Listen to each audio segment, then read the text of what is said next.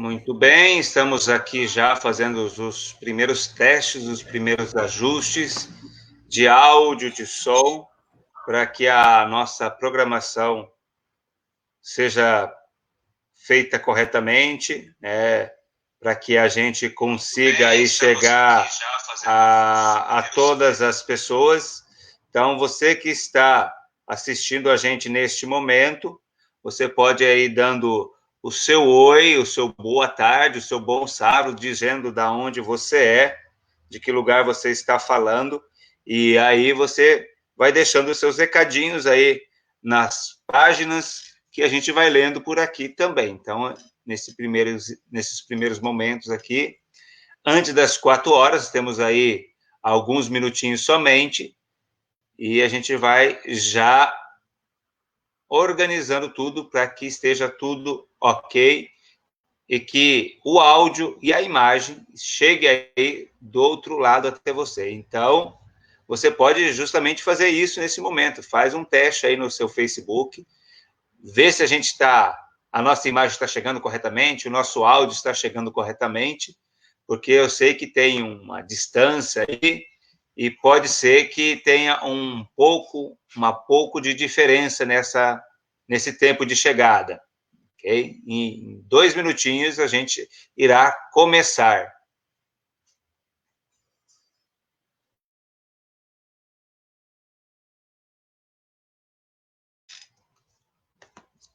Aqui, daquilo que nós podemos perceber, está chegando tudo ok.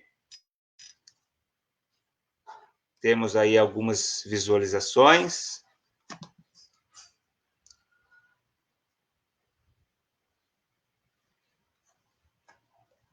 Estamos aí hoje, sábado, dia 12 de setembro,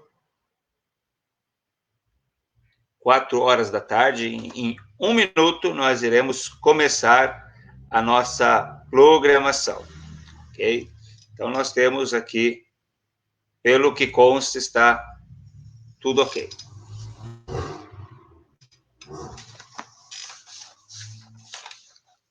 Muito bem, estamos chegando perto aqui das 4 horas da tarde, 16 horas, horário local, né? Nós estamos aqui em Toledo e estamos começando hoje o nosso 5º episódio da série de bate-papos criacionistas. Só para lembrar, nós já tivemos 4 episódios. O primeiro nós falamos das diversas cosmosvisões, das diferentes cosmosvisões existentes. Cada cosmovisão determina como você vê o mundo à sua volta. Trabalhamos no 2º episódio também um pouco sobre ciência e fé, se é possível aliar essas duas questões. No 3º episódio, trabalhamos sobre a idade da Terra. No 4º episódio, falamos sobre a sintonia fina do universo. E hoje, nosso 5º episódio, nós vamos entrar numa área um pouco mais teológica. Não vamos deixar de fora também a ciência, mas vamos tratar um pouquinho mais de teologia e falar sobre os dias da criação. O que o texto hebraico nos diz, o texto original, que é onde foi escrita, na qual foi utilizada para ser escrita o livro de Gênesis, que é onde a gente encontra o relato da criação. Tá? Lembrando que nosso objetivo é trazer um conhecimento diferente daquilo que talvez você esteja acostumado a ouvir, e a partir desse conhecimento você pode ponderar ambos argumentos, vários argumentos, e tomar aí a decisão pela qual você acha que é a mais coerente. Então, nós não queremos aqui entrar em conflitos, mas simplesmente mostrar as diversas cosmovisões, que é aquilo que a gente vem trabalhando desde o início. E hoje, né, no nosso 5º episódio, nós estamos recebendo, já vou colocar ele aqui na tela, nosso convidado é o teólogo Eleazar Domani, teólogo e também hebraísta, ou seja, uma pessoa que entende do hebraico, e nesse caso, né, o hebraico do texto antigo, né? Ele é professor também de hebraico, e se você quiser fazer um curso de hebraico via o YouTube, depois aí o professor Eleazar vai deixar aí os seus contatos e dar algumas indicações. Boa tarde, Eleazar. Tudo bem contigo? Boa tarde, Excelência. Tudo bem, graças a Deus. Estamos aqui na paz, felizes participando desse encontro. Vamos aí trazer algumas informações importantes. Você mencionou aí do hebraico, de fato eu gosto da língua hebraica. A gente tem um canal, o canal Fala Sério Pastor, no YouTube, onde eu dou aulas gratuitas de hebraico, né, de um jeito simples, prático, e você tiver interesse em aprender o hebraico, entra lá, se inscreve no canal Fala Sério Pastor. Nós tratamos também de outros assuntos, respondemos perguntas, questionamentos diversos dentro da área da teologia, e aí você pode entrar, pode se inscrever lá no canal da gente, tá bom? Maravilha. Eu e meu copinho aqui suave. Só para a gente se localizar geograficamente, eu disse no começo que eu estou falando aqui de Toledo, do Paraná. O Eleazar está falando de onde? Bom, eu falo de Aracaju, Sergipe. Olha que maravilha, está no Nordeste. Isso, terra boa. Aqui está quentinho, eu acho que aí está um pouquinho mais quente, né? Aqui está quente. Aqui é sempre quente. Aqui é sempre tempo de ir para a praia. Eu moro pertinho da praia, então é bem legal. Muito bem. Então, recadinho para você que está aí em casa, se você tiver alguma pergunta e a gente conseguir encaixar a sua pergunta aqui dentro da programação, algum comentário, a gente faz aparecer aqui na tela o seu comentário, a sua pergunta, de acordo com a temática que a gente estiver abordando. Se a sua pergunta ficar um pouquinho deslocada do momento que o Eleazar estiver falando, um comentário que não tem a ver com a pergunta, a gente deixa a pergunta aí para o final. Caso não dê tempo de responder todas as perguntas, depois a gente manda a resposta por escrito para você que está nos acompanhando. Mas o importante é que você acompanhe aí neste momento e vá tirando aí as suas conclusões. Já que nós falamos do texto hebraico, hoje nós temos aí nas nossas casas uma infinidade de Bíblias de vários tipos, e hoje, para você localizar uma passagem, não é relativamente difícil, né? Você tem lá o livro, você tem o capítulo, você tem o versículo, mas no hebraico, lá, quando ele foi escrito, era fácil, assim, eles pensaram isso, eu vou botar uns numerizinhos aqui na frente, né, uns maiores, uns menores, para localizar, o pessoal localizar mais facilmente quando estiver procurando, funciona assim. Não, na língua hebraica não. No Antigo Testamento, você vai ter o texto que nós chamamos de proto-hebraico, né, o paleo-hebraico. Ele não era escrito não havia diferenciação entre maiúsculas e minúsculas, tampouco havia a separação entre capítulos, assim, na verdade, nem no grego, né? Essa é uma adição posterior, a gente vai encontrar isso daí já na Idade Média, onde você tem essa inserção, né, de capítulos e versículos, a divisão dos livros. Eu tenho até uma imagem, eu não sei se a gente consegue compartilhar uma imagem. Se for possível compartilhar, eu queria mostrar para vocês um manuscrito que é chamado Manuscrito do Mar Morto. Eu vou abrir aqui a imagem. Os manuscritos do Mar Morto são manuscritos bem antigos, né? Eles são antes de Cristo ainda. E deixa eu ver aqui se eu consigo aqui compartilhar. Dá para ver aí? Isso. A turma está conseguindo enxergar? Agora eu vou colocar aqui. Aí, apareceu. Apareceu aí, Excelência? Maravilha. Então, a turma do lado aí, temos do ladinho. Já sumiu aí, não, né? Ou sumiu? Sumiu. Agora eu fiz voltar novamente. Espera aí. Vamos. Eu queria botar na tela toda, mas não tem possibilidade, não. Beleza, tranquilo. Então, você vai observar... Posso deixar só o texto. Tranquilo. Então, aqui você vai observar que, primeiro, na língua hebraica, a gente, diferente da língua portuguesa, no português, a gente escreve em cima da linha. No hebraico, você escreve como se as letras estivessem penduradas. Imagine que tem um varal onde você estende as roupas e você coloca os pegadores ali em cima. Então, imagine que as letras estão penduradas na linha. Você vai observar aí, olha, observe na imagem que as letras, elas meio que ficam penduradas, tá? Você vai ter uma escrita que nós chamamos scriptio continuum, na verdade, não trata-se de um scriptio continuum, que é uma escrita contínua, como no grego, porque nós temos alguns espaços aqui. Eu vou explicar o que são esses espaços. Mas, via de regra, você não tem separação entre as palavras. Elas são todas grudadas. As letras, as palavras, elas vão todas grudadas uma na outra.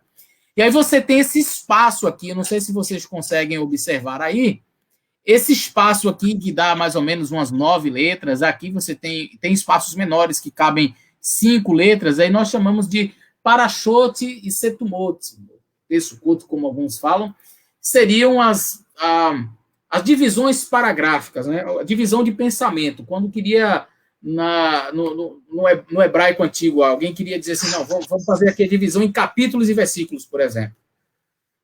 Não existia capítulo e versículo.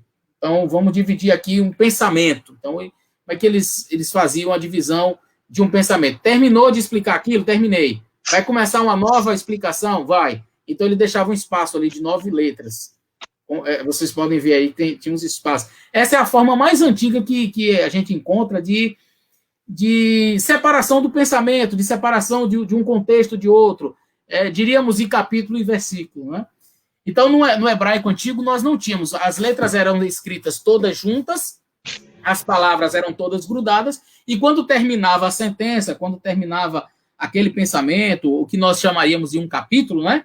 Então, eles iam lá e deixavam um espaçozinho de algumas letras, e aí começava a escrever novamente, que aí você teria um novo texto, como se fosse uma nova seção, né? Uma nova parachote.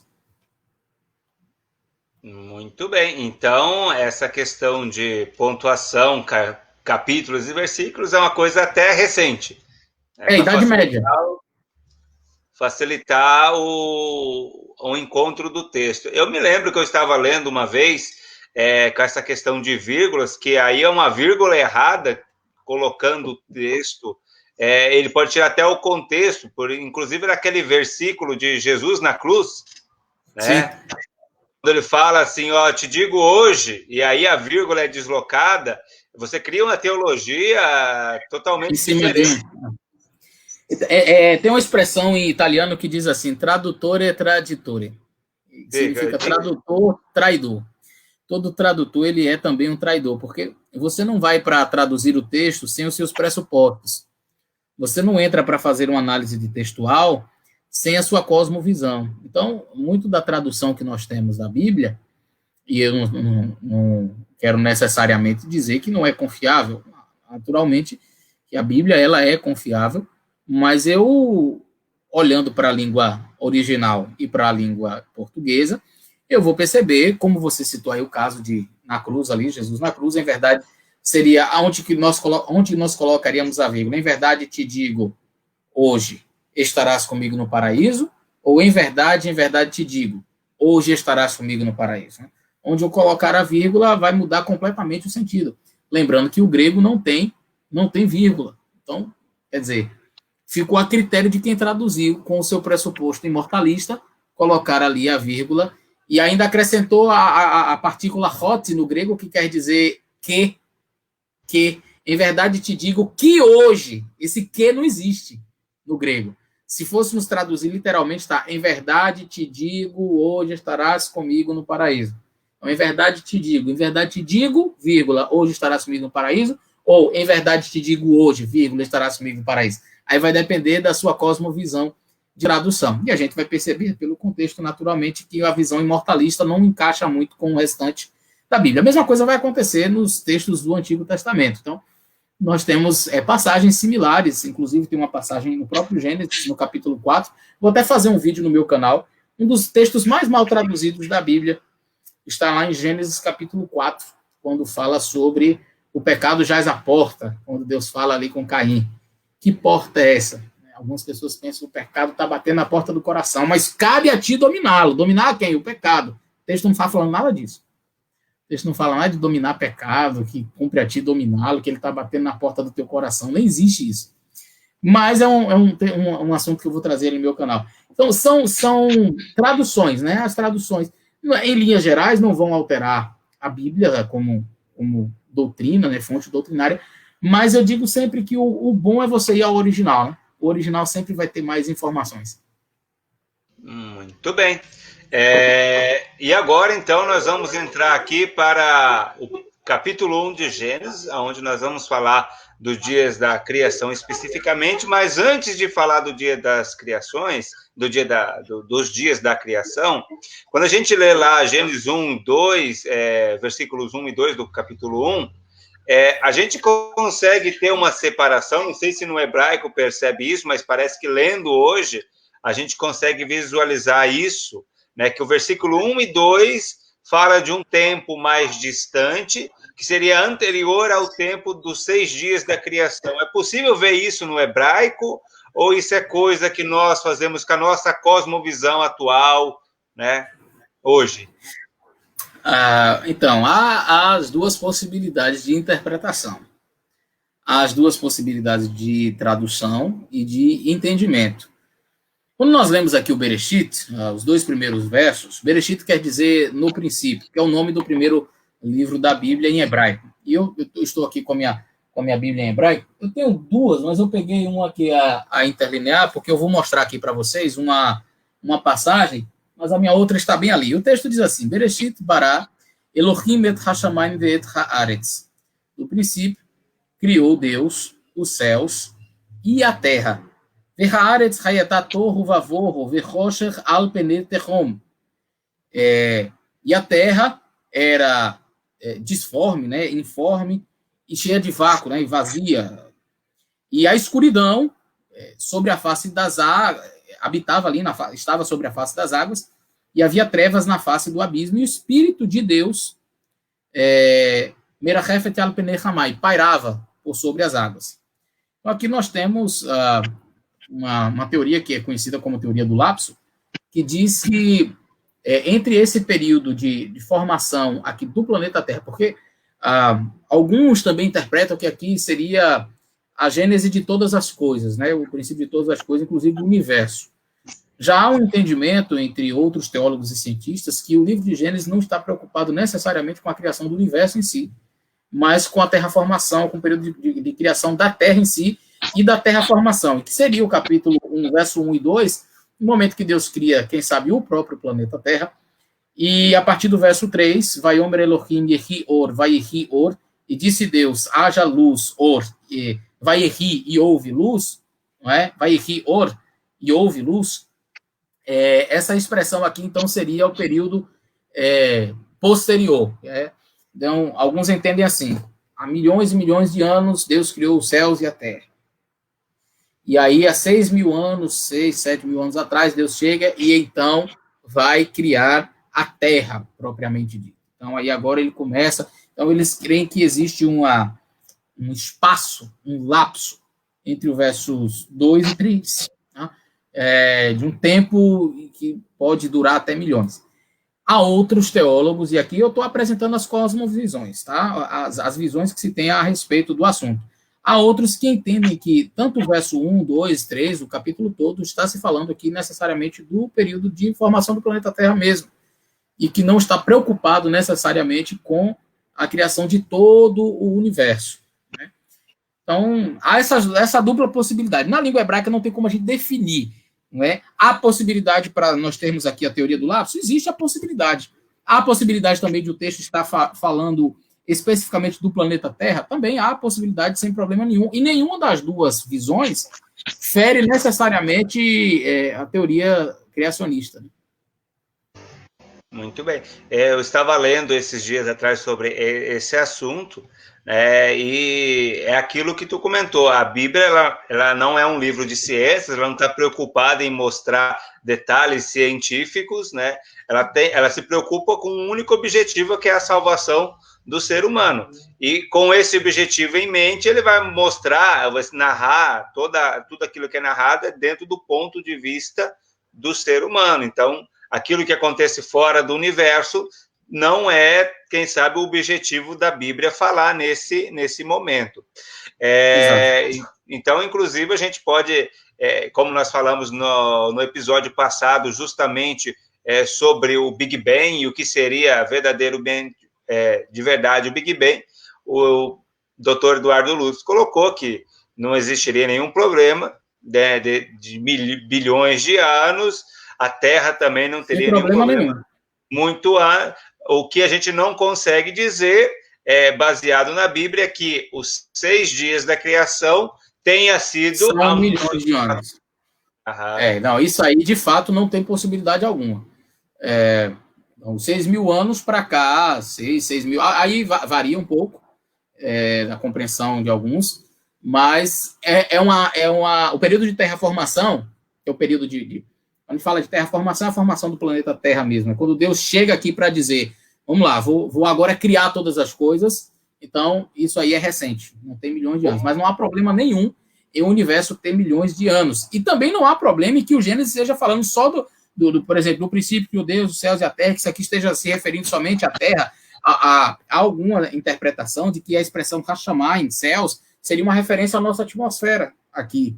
Né? Então, no princípio, criou Deus a nossa atmosfera e criou aqui a Terra. E no começo, quando ele fez essa Terra, era informe, era vazia, havia águas, como um planeta do Sistema Solar. Esse princípio aqui, quando ele criou isso, nós não sabemos.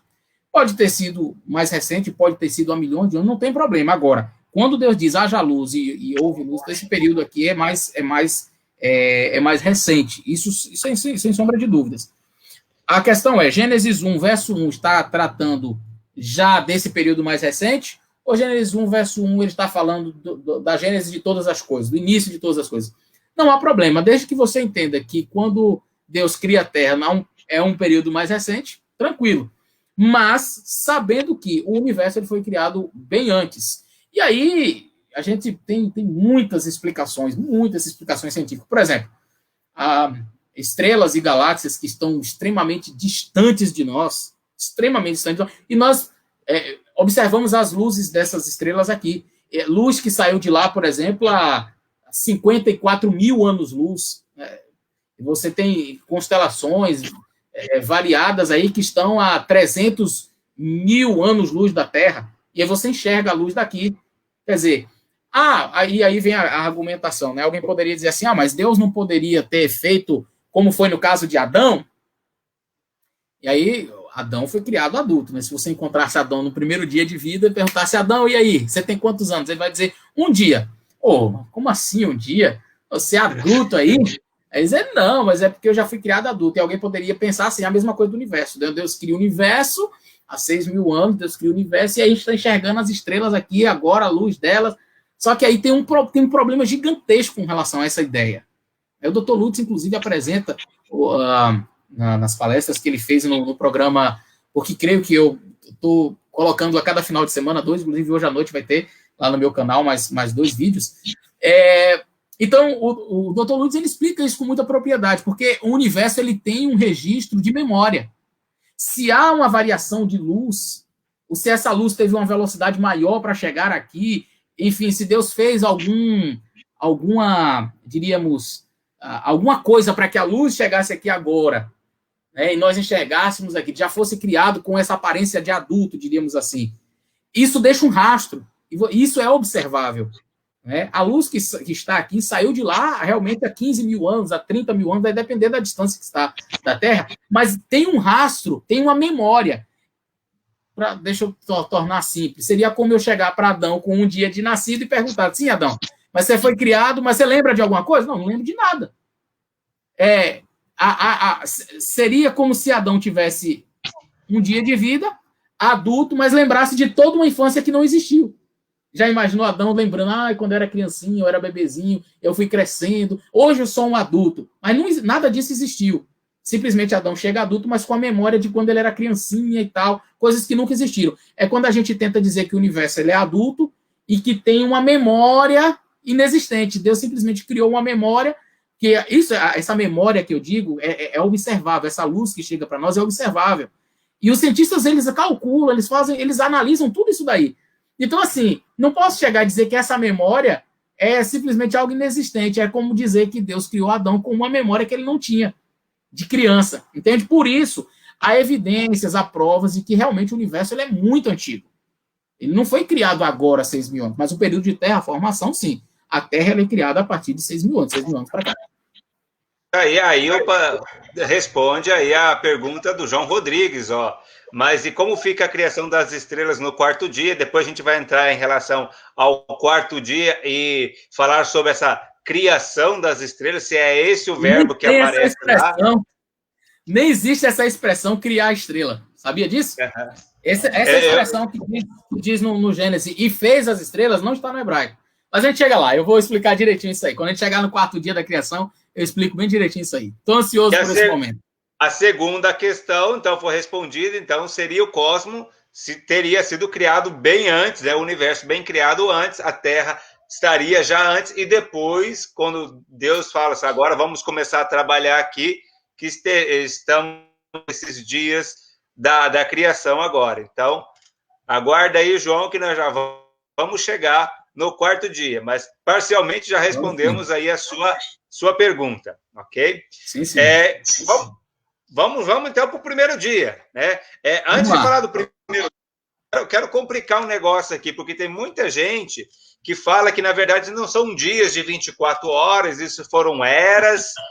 Antes da gente falar de primeiro dia, segundo dia, terceiro dia, se a gente não delimitar e responder essa questãozinha, tudo aquilo que a gente falar daqui para frente não vai fazer sentido, né? Porque a gente vai falar primeiro, segundo, terceiro e quarto dia. No hebraico, a gente tem essa possibilidade de interpretação e dizer que esse dia que está falando aí não é um dia de 24 horas, são eras e eras e eras de formação.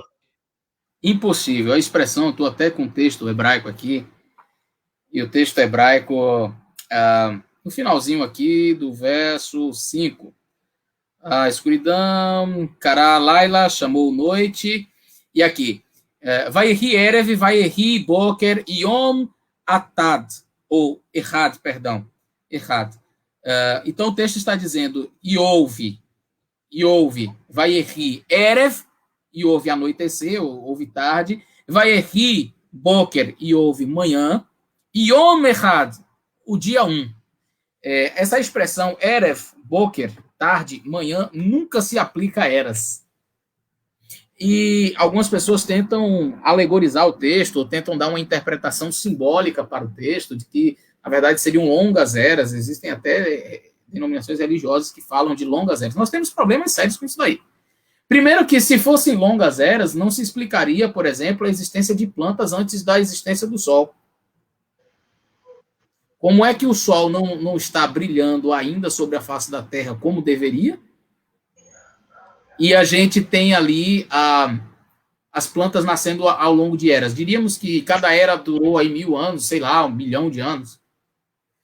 Então, entre o terceiro dia e o quarto dia, todas as plantas teriam morrido.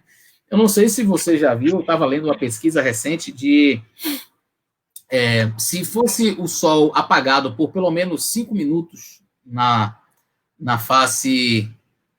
Olha aí o pastor Sérgio Monteiro, gente boa. Conversamos bastante sobre a nossa palestra hoje. Se o Sol fosse apagado aí em termos de 8 minutos, praticamente seria dizimada a população terrestre. Os animais, praticamente tudo viraria um caos. Então, agora imagina uma longa era aí, milhões de anos, sei lá, milhares de anos, centenas de anos, mas as plantas estão bem, estão felizes, crescidas, todas adultas, sem sol. Impossível. Não existe possibilidade disso acontecer. Então, as longas eras são a tentativa de alguns de juntar criacionismo com evolucionismo. E essa junção não rola. Não rola.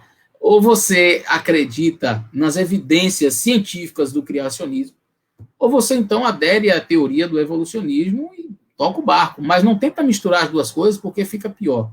Ou você vai para um lado, ou você vai para o outro. Esse de ficar em cima do muro é terrível. E a expressão hebraica Erev Boker nunca vai ser utilizada na língua hebraica, até porque o texto de Gênesis é um texto narrativo. Ele não é um texto... As características de um texto poético, de um texto simbólico, de um texto alegórico, elas são claras. A linguagem é clara. E nós não temos... Eu estou falando do estilo literário. Estou trabalhando a estrutura literária. O estilo literário de Gênesis 1 até 11, que é considerado aí como alegoria, enfim, o estilo literário não é esse. É um estilo narrativo, histórico-narrativo. Alguém que está contando a história do que aconteceu. Não é, por exemplo, como o Daniel. que traz símbolos e animais, e chifres, e reinos, e cada coisa tem um simbolismo diferente. Não é uma literatura apocalíptica, onde você tem ali elementos que são simbólicos. O texto é simplesmente narrativo, alguém está contando uma história e ponto.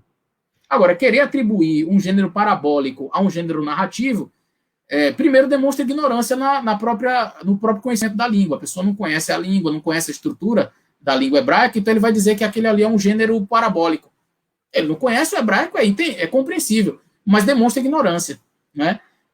E aí o que eu já volto, não quero usar de maneira alguma do argumento da autoridade, mas me entristece muitas vezes que a gente vê aí, eu até falava com isso com o pastor Sérgio Monteiro, o professor Sérgio Monteiro, que há muita gente por aí dando uma de hebraísta, gente que diz que conhece hebraico, isso e aquilo, vai e grava vídeo no YouTube, que a gente fica assim, cara, de onde esse cara tirou isso daí? De onde esse cidadão tirou isso daí? Então, do mesmo jeito que quando um médico chega e diz assim, filho, é isso aqui, você nem questiona, você vai lá, compra o medicamento e toma. Você confiou na palavra do camarada, o cara estudou para aquilo, ele diz para você que você tem que tomar aquilo, você vai lá e toma. Agora, uma pessoa que conhece, que estudou, que sabe como funciona a língua, chega para você e diz, olha, o gênero aqui não é parabólico. Não, aqui é parabólico, aqui é simbólico, e aqui são longas eras. Que evidências você tem? Textualmente falando, nenhuma. Então, aí demonstra a ignorância da pessoa, né? E sem falar que existe algumas outras implicações também no próprio objetivo da Bíblia daí, né? Porque se a gente aceitar que são eras, a gente vai acabar desfocando essa questão de Adão e Eva também, e tirando essa questão de Adão e Eva, não tem pecado original. Se não tem pecado original, a morte de Jesus é em vão, e aí o que a gente está fazendo aqui, né? Não, religião, se Gênesis 2 a 11, enfim, se a parte inicial da Bíblia ela é parabólica, ela é simbólica, ela não é literal, então você não precisa de religião. O resto da Bíblia pode ser descartado. Porque a Bíblia ela se divide Gênesis 1 a 3 e Apocalipse até o capítulo 21, 22, por ali. Porque Deus cria o homem e o homem cai no pecado. O resto da Bíblia todinho é mostrando Deus em busca do homem para salvá-lo e no final o Éden restaurado, a vida eterna, tudo voltando a ser como era no início. Então, assim, se não existiu, se foram longas eras, se houve realmente uma evolução, a turma querendo colocar a evolução aí, então, de fato, não houve um pecado de comer o fruto proibido, não há nada daquilo. Bom, se não há nada daquilo, qual a necessidade de um tal Jesus vir à Terra para salvar de quê? Salvar o homem de quê? Não vai salvar, vai morrer na cruz para quê?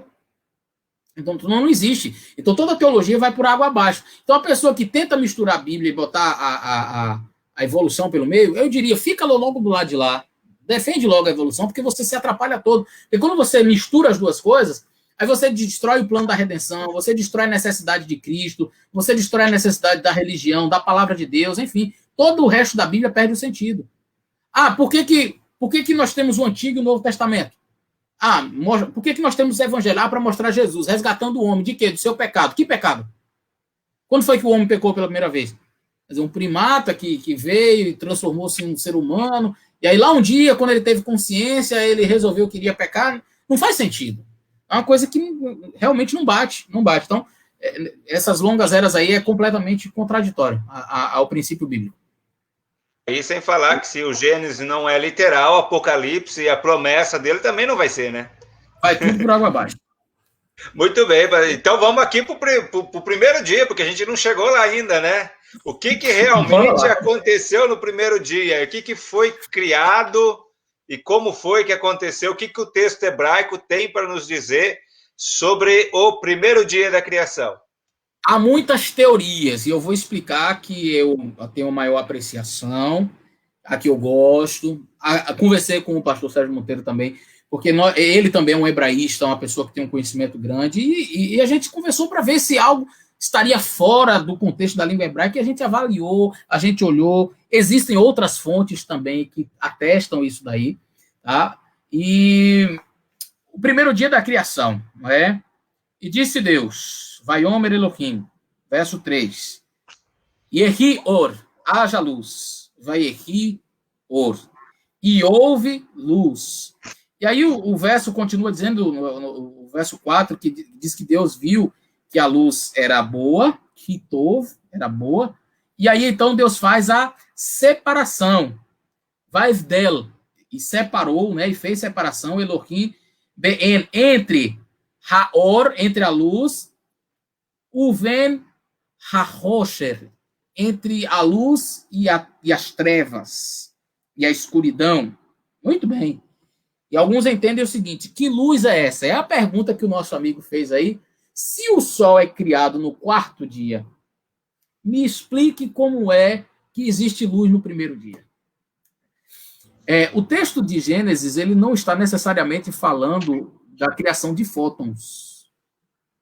Isso aqui é muito interessante. O texto de Gênesis, ele está logo na parte do primeiro dia. Nós entendemos que ele está falando aqui do princípio de rotação da Terra. Quando fala sobre tarde e manhã, o primeiro dia, separação de luz e de trevas, não é necessariamente a luz, e alguns tentam, porque já que não tem sol, então vamos ter que inventar alguma coisa aqui. Aí as pessoas inventam teorias assim, mirabolantes. Eu respeito, tá? Não concordo, mas respeito. Então, por exemplo, tem pessoas que dizem assim, a luz era de Deus. Deus, ele fez a luz e a luz era dele até chegar ao quarto dia. Para ele, então, trazer o sol. Eu, particularmente, não tenho essa visão. Eu não tenho essa visão. E eu vou explicar por quê. Porque para Deus criar a luz, ali, naquele dia, Deus teria que se colocar, diríamos, na posição do sol, onde o sol está, para gerar um campo gravitacional para que a Terra possa orbitar, para que haja noite e dia, a Terra tem que orbitar. Então Deus cria um falso, não seria, como diz o Dr. Lutz, não seria falso porque Deus é verdadeiro, mas Deus criaria, hipoteticamente, um falso campo gravitacional, onde a Terra estaria girando em torno dele ali, que ele é a luz, até ele então criar o Sol no quarto dia. E aí, como diz o Dr. Lutz, isso é como você coçar o rosto assim. Você pode simplesmente fazer isso, e não isso. É o princípio da ação mínima. Deus não vai, se ele quer chegar daqui até aqui, ele pode fazer esse trajeto assim, ele não vai fazer isso. E eu gostei muito da explicação do Dr. Lutz sobre isso, porque, na verdade, a língua hebraica aqui, ela está tratando de noite e dia. Tá, e o que é noite e dia? É rotação da Terra. Então, no primeiro dia, Deus faz... Deus sempre ele vai criar condições para depois trazer a coisa à existência. Então, por exemplo, Deus não traz a planta sem primeiro ter a atmosfera, sem primeiro ter a porção seca. Então, Deus cria as condições para que depois ele traga. Deus cria a condição de rotação para depois, no quarto dia, e a gente vai ver o que é essa criação dos luzeiros no quarto dia. Deus não traz o homem sem antes ter a separação das águas, a atmosfera, a porção seca, e os animais, e as plantas. Deus não traz os animais sem primeiro ter o alimento para os animais, que eram as plantas. Então, assim, é o princípio da ação mínima. Então, Deus cria as condições e depois ele traz aquilo à existência. Então, no primeiro dia da criação do mundo, está se falando necessariamente, o texto hebraico aqui, separação entre luz e trevas, haja luz e houve luz, e haja separação entre a luz e as trevas. O que é separação entre luz e trevas? Porque se a Terra está estática, você não tem um lado que brilha, não tem um lado que... Um lado sempre vai estar escuro. Então não há separação. A Terra está parada. Agora, se há separação entre luz e trevas, é porque você começou um ciclo, um movimento de rotação. Primeiro dia do planeta Terra, Deus, ele roda o peão. Deus roda o planeta. Ele coloca a Terra para rodar. E aí você tem o princípio do primeiro dia da criação, é esse princípio da rotação. Deus estabelece os limites e coloca a Terra para girar já em torno do Sol. Ué, já existia Sol? A gente vai ver lá no quarto dia, calma, você vai ver que a luz ali realmente já pertence ao Sol, esse campo gravitacional já foi criado, a Terra já está girando, o movimento de rotação e translação ao redor do Sol começou no primeiro dia. A diferença entre dia e noite só existe dia e noite, que é o que Gênesis 1, verso 3 está trabalhando, não é necessariamente a criação de fótons, não é isso que o texto está falando. O texto está falando de princípio dia e noite. E como é que eu sei que é dia e que é noite? Através do movimento de rotação da Terra. Então, a Terra gira, então você tem noite e você tem dia. É disso que o texto está falando. Tá certo? Primeiro dia da criação, fique claro, porque aí isso vai lhe ajudar muito a entender a criação do quarto dia, né? O Sol, a Lua e as estrelas. E a gente chega lá. Então a gente pode entender que no princípio a Terra estava sem forma, vazia, parada num cantinho, e de repente nesse primeiro dia Deus falou: vamos começar a trabalhar, e ele organiza a rotação, e essa própria rotação, tarde e manhã, significa dia e noite, é o ciclo de 24 horas que nós temos hoje. Exatamente. É possível os outros dias, porque se a gente não tem o primeiro dia, essa organização do ciclo, né, de 24 horas, não ia ter segundo dia, terceiro dia, quarto dia também, né, lá para frente, né? Não existe dia, houve, aí você vê, como é que houve tarde e manhã o segundo dia, houve tarde e manhã o terceiro dia. Ué, como é que é? Houve parte escura e parte clara no segundo dia, no terceiro dia, se a Terra não rodasse, se não existia Sol. Entende? Uhum. Então, é muitíssimo complicado. A gente entende que o capítulo 1, verso 3, Deus está criando um movimento de rotação da Terra. E diríamos que... eu vou usar uma linguagem que um professor meu, doutor Joaquim, usava, eu gostava muito. É como se nesse primeiro dia, nós não sabemos, isso aqui é uma imaginação, mas é uma possibilidade. Imagine que o planeta Terra não estivesse ainda calibrado nas distâncias corretas, com o sistema perfeito ali perto do Sol, e como se Deus pega aquele planeta e puxa, coloca perto do Sol, começa a rodar, ele começa agora o planeta está na calibragem perfeita, na distância perfeita, com a rotação perfeita, e rodando também ao redor do Sol, pronto, tá tudo certinho, tá. Aí ele continua o processo criacionista dele. Maravilha. Muito bem, então vamos agora para o segundo dia. O que aconteceu no segundo dia? Bom, tivemos uma criação de algo novo.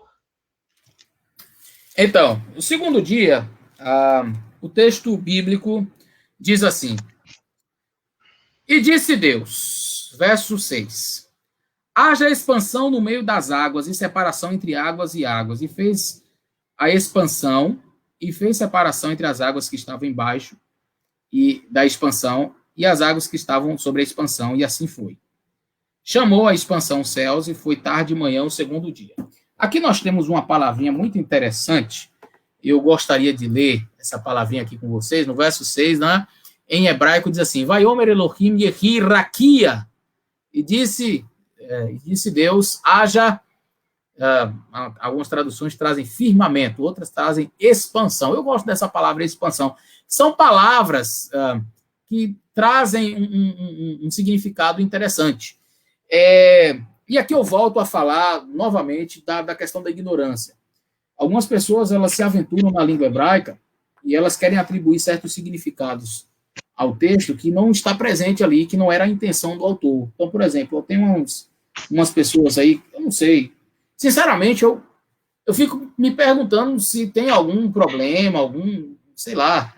É estranho ver algumas pessoas defenderem, por exemplo, a teoria da Terra plana, e que raquia seria um domo e tal, e que uma coisa fixa, firme ali.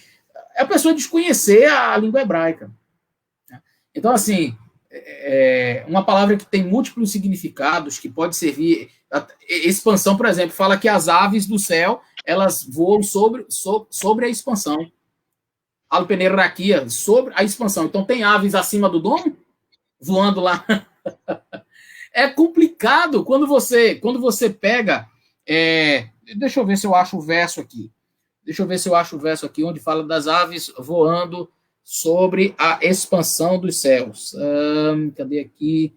Deixa eu pegar o texto da minha Bíblia aqui, que eu já vou direto aqui para o verso. É no quinto dia. E disse Deus das suas feras, aqui, dia 4, criou as grandes baleias, voem sobre a face da expansão dos céus. O verso 20. Então, deixa eu pegar aqui, porque estava na página de cá. Então, no verso 20, cadê aqui? Verso 18. Aqui. E o verso 20, 19, aqui. Vaiomer Elohim, e fervilhem as águas na sua fervilhação de alma vivente e tal. Aqui. De seres viventes. Aí no final do verso diz assim: Veof e ave, Yeofef, que voe, al-haaretz, sobre a terra, al-pene raquia, ou requia, e sobre a face do firmamento, Hashamayim, dos céus. Então, beleza. Então, vamos entender que raquia é um domo, como os terraplanistas, com sua teoria, falam. Então, entendamos que a terra tem um domo ali acima. Aí o texto está dizendo que as aves voem sobre a expansão, sobre a terra e sobre Alpene, sobre a face, Alpene requia. Ué, requia é firmamento, é o suposto domo. Então, sobre, não é debaixo, é sobre a expansão, sobre o domo dos céus. Então, vamos entender o texto segundo a ótica maluca dos terraplanistas. Então, nós temos um domo, e aí Deus cria os peixes e cria as aves para voarem acima do domo. É isso? Ah, fala sério. Cara, é uma visão tão maluca. Eu vou explicar essa questão do raquia. Raquia, ele pode ter múltiplos significados. Ele pode significar abóboda, que é o que você... Se você chegar num lugar vazio, um deserto, e você olhar para o céu, e você olhar para o horizonte, você vai ver o final ali do horizonte, não é? E você olha para o lado de cá e você vê também, como se a Terra encostasse no céu. A visão que o indivíduo tem da Terra é uma.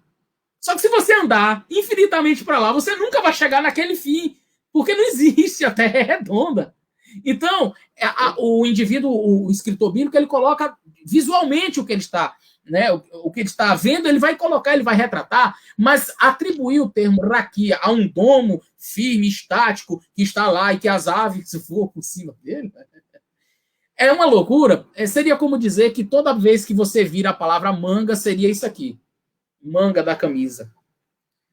Então você vai lá na feira, você vai comprar melão, abacaxi, mamão e manga. Aí o cara vem com um negócio desse para casa. Não, você falou que era para trazer manga. Peraí, meu amigo.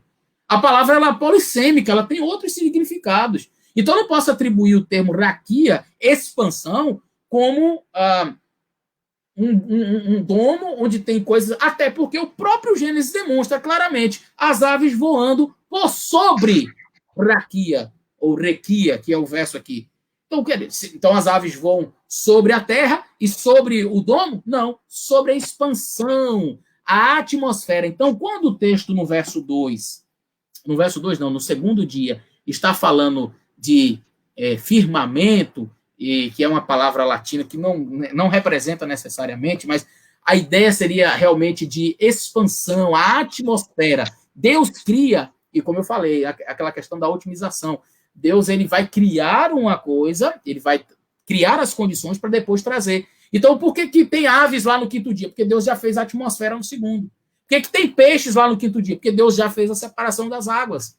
Então, Deus vai sempre criando as condições para depois trazer os elementos que vão habitar nessas condições. Então, quando diz que as aves estão no raquia, sobre o raquia, ou seja, na expansão, na atmosfera, e não lá acima do domo, como querem alguns. Então, ok. Então, essa separação das águas aí, então, é a criação da própria atmosfera, né? Sem dúvida, acaba criando... a separação. Os gases, havia provavelmente muitos gases, e terra e água, tudo misturado. Não havia a calibragem de oxigênio e nitrogênio que nós temos hoje. Diríamos que tudo isso vem no segundo dia. Você sabe que nós temos uma porcentagem muito mais alta de nitrogênio do que de oxigênio, não é isso? A gente tem uma porcentagem menor, que se fosse mais oxigênio, a gente seria agitado e pegaria fogo rapidamente qualquer coisa. Se tivesse menos oxigênio, nós seríamos todos lentos, assim. Então, Deus calibra tudo, cria, então, o raquia, ou seja, a expansão. Este espaço que nós habitamos, que é justamente a atmosfera, não é? Então, você sobe muito, o ar vai ficando como? Rarefeito. Vai perdendo, porque tem uma calibragem para esse espaço aqui. Você não foi criado para viver lá num espaço sideral, mas aqui. Então, Deus criou todo o ambiente e fez a separação. Águas e expansão. Atmosfera, raquia. e não água e domo, como querem algumas pessoas. Muito bem, e aí nós vamos chegar no terceiro dia, porque até por enquanto nós temos aí a água e a atmosfera, mas a gente não viu falar de terra. A gente viu falar de terra no sentido de planeta, mas Isso. agora nós vamos falar de uma coisa mais sólida, né? Não que a terra não seja sólida, mas da terra em si, não do planeta, né?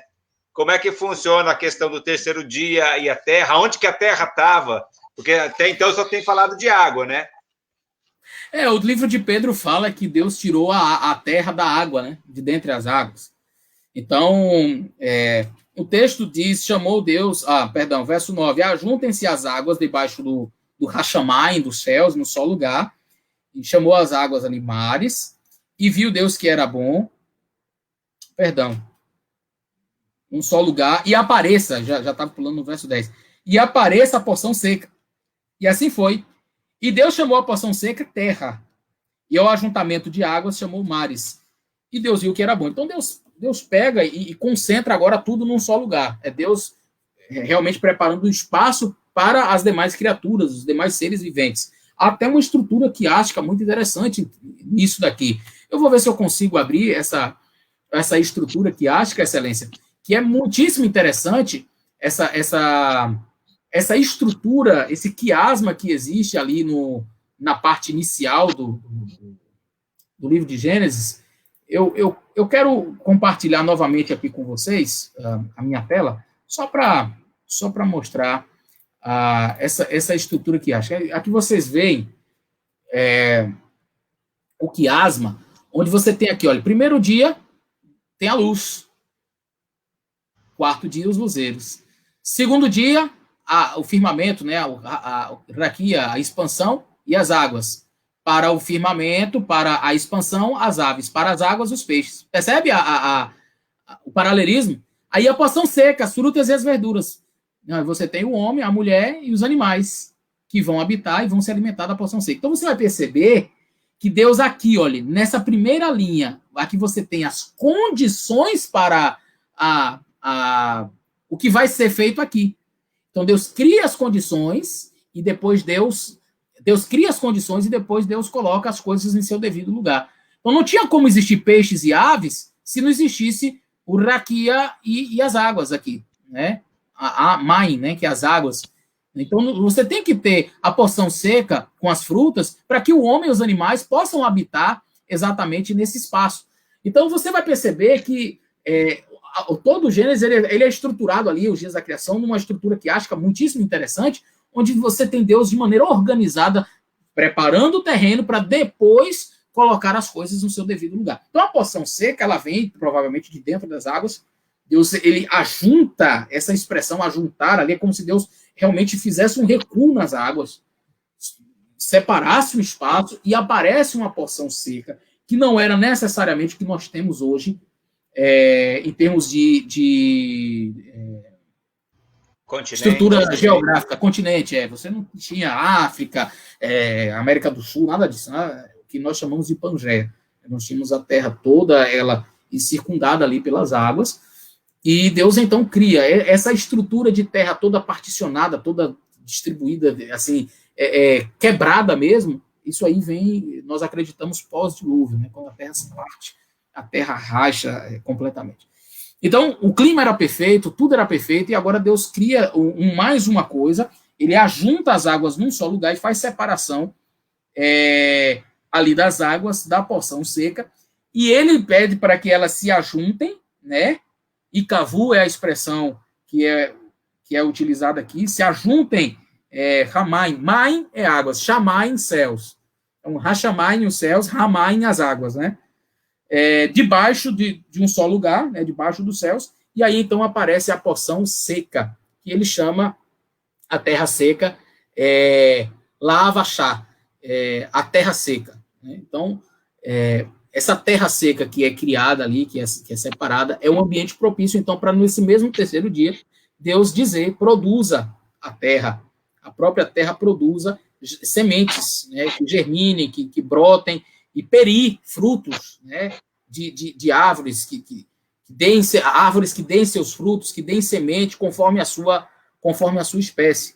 Tudo isso Deus produzindo para o mantimento. Então Deus vai preparando. Eu diria que até ao terceiro dia é esse momento de preparação, de ajustamento, de preparo de condições para os dias seguintes da criação, onde Deus vai trazer, então, a existência do homem, enfim, os animais.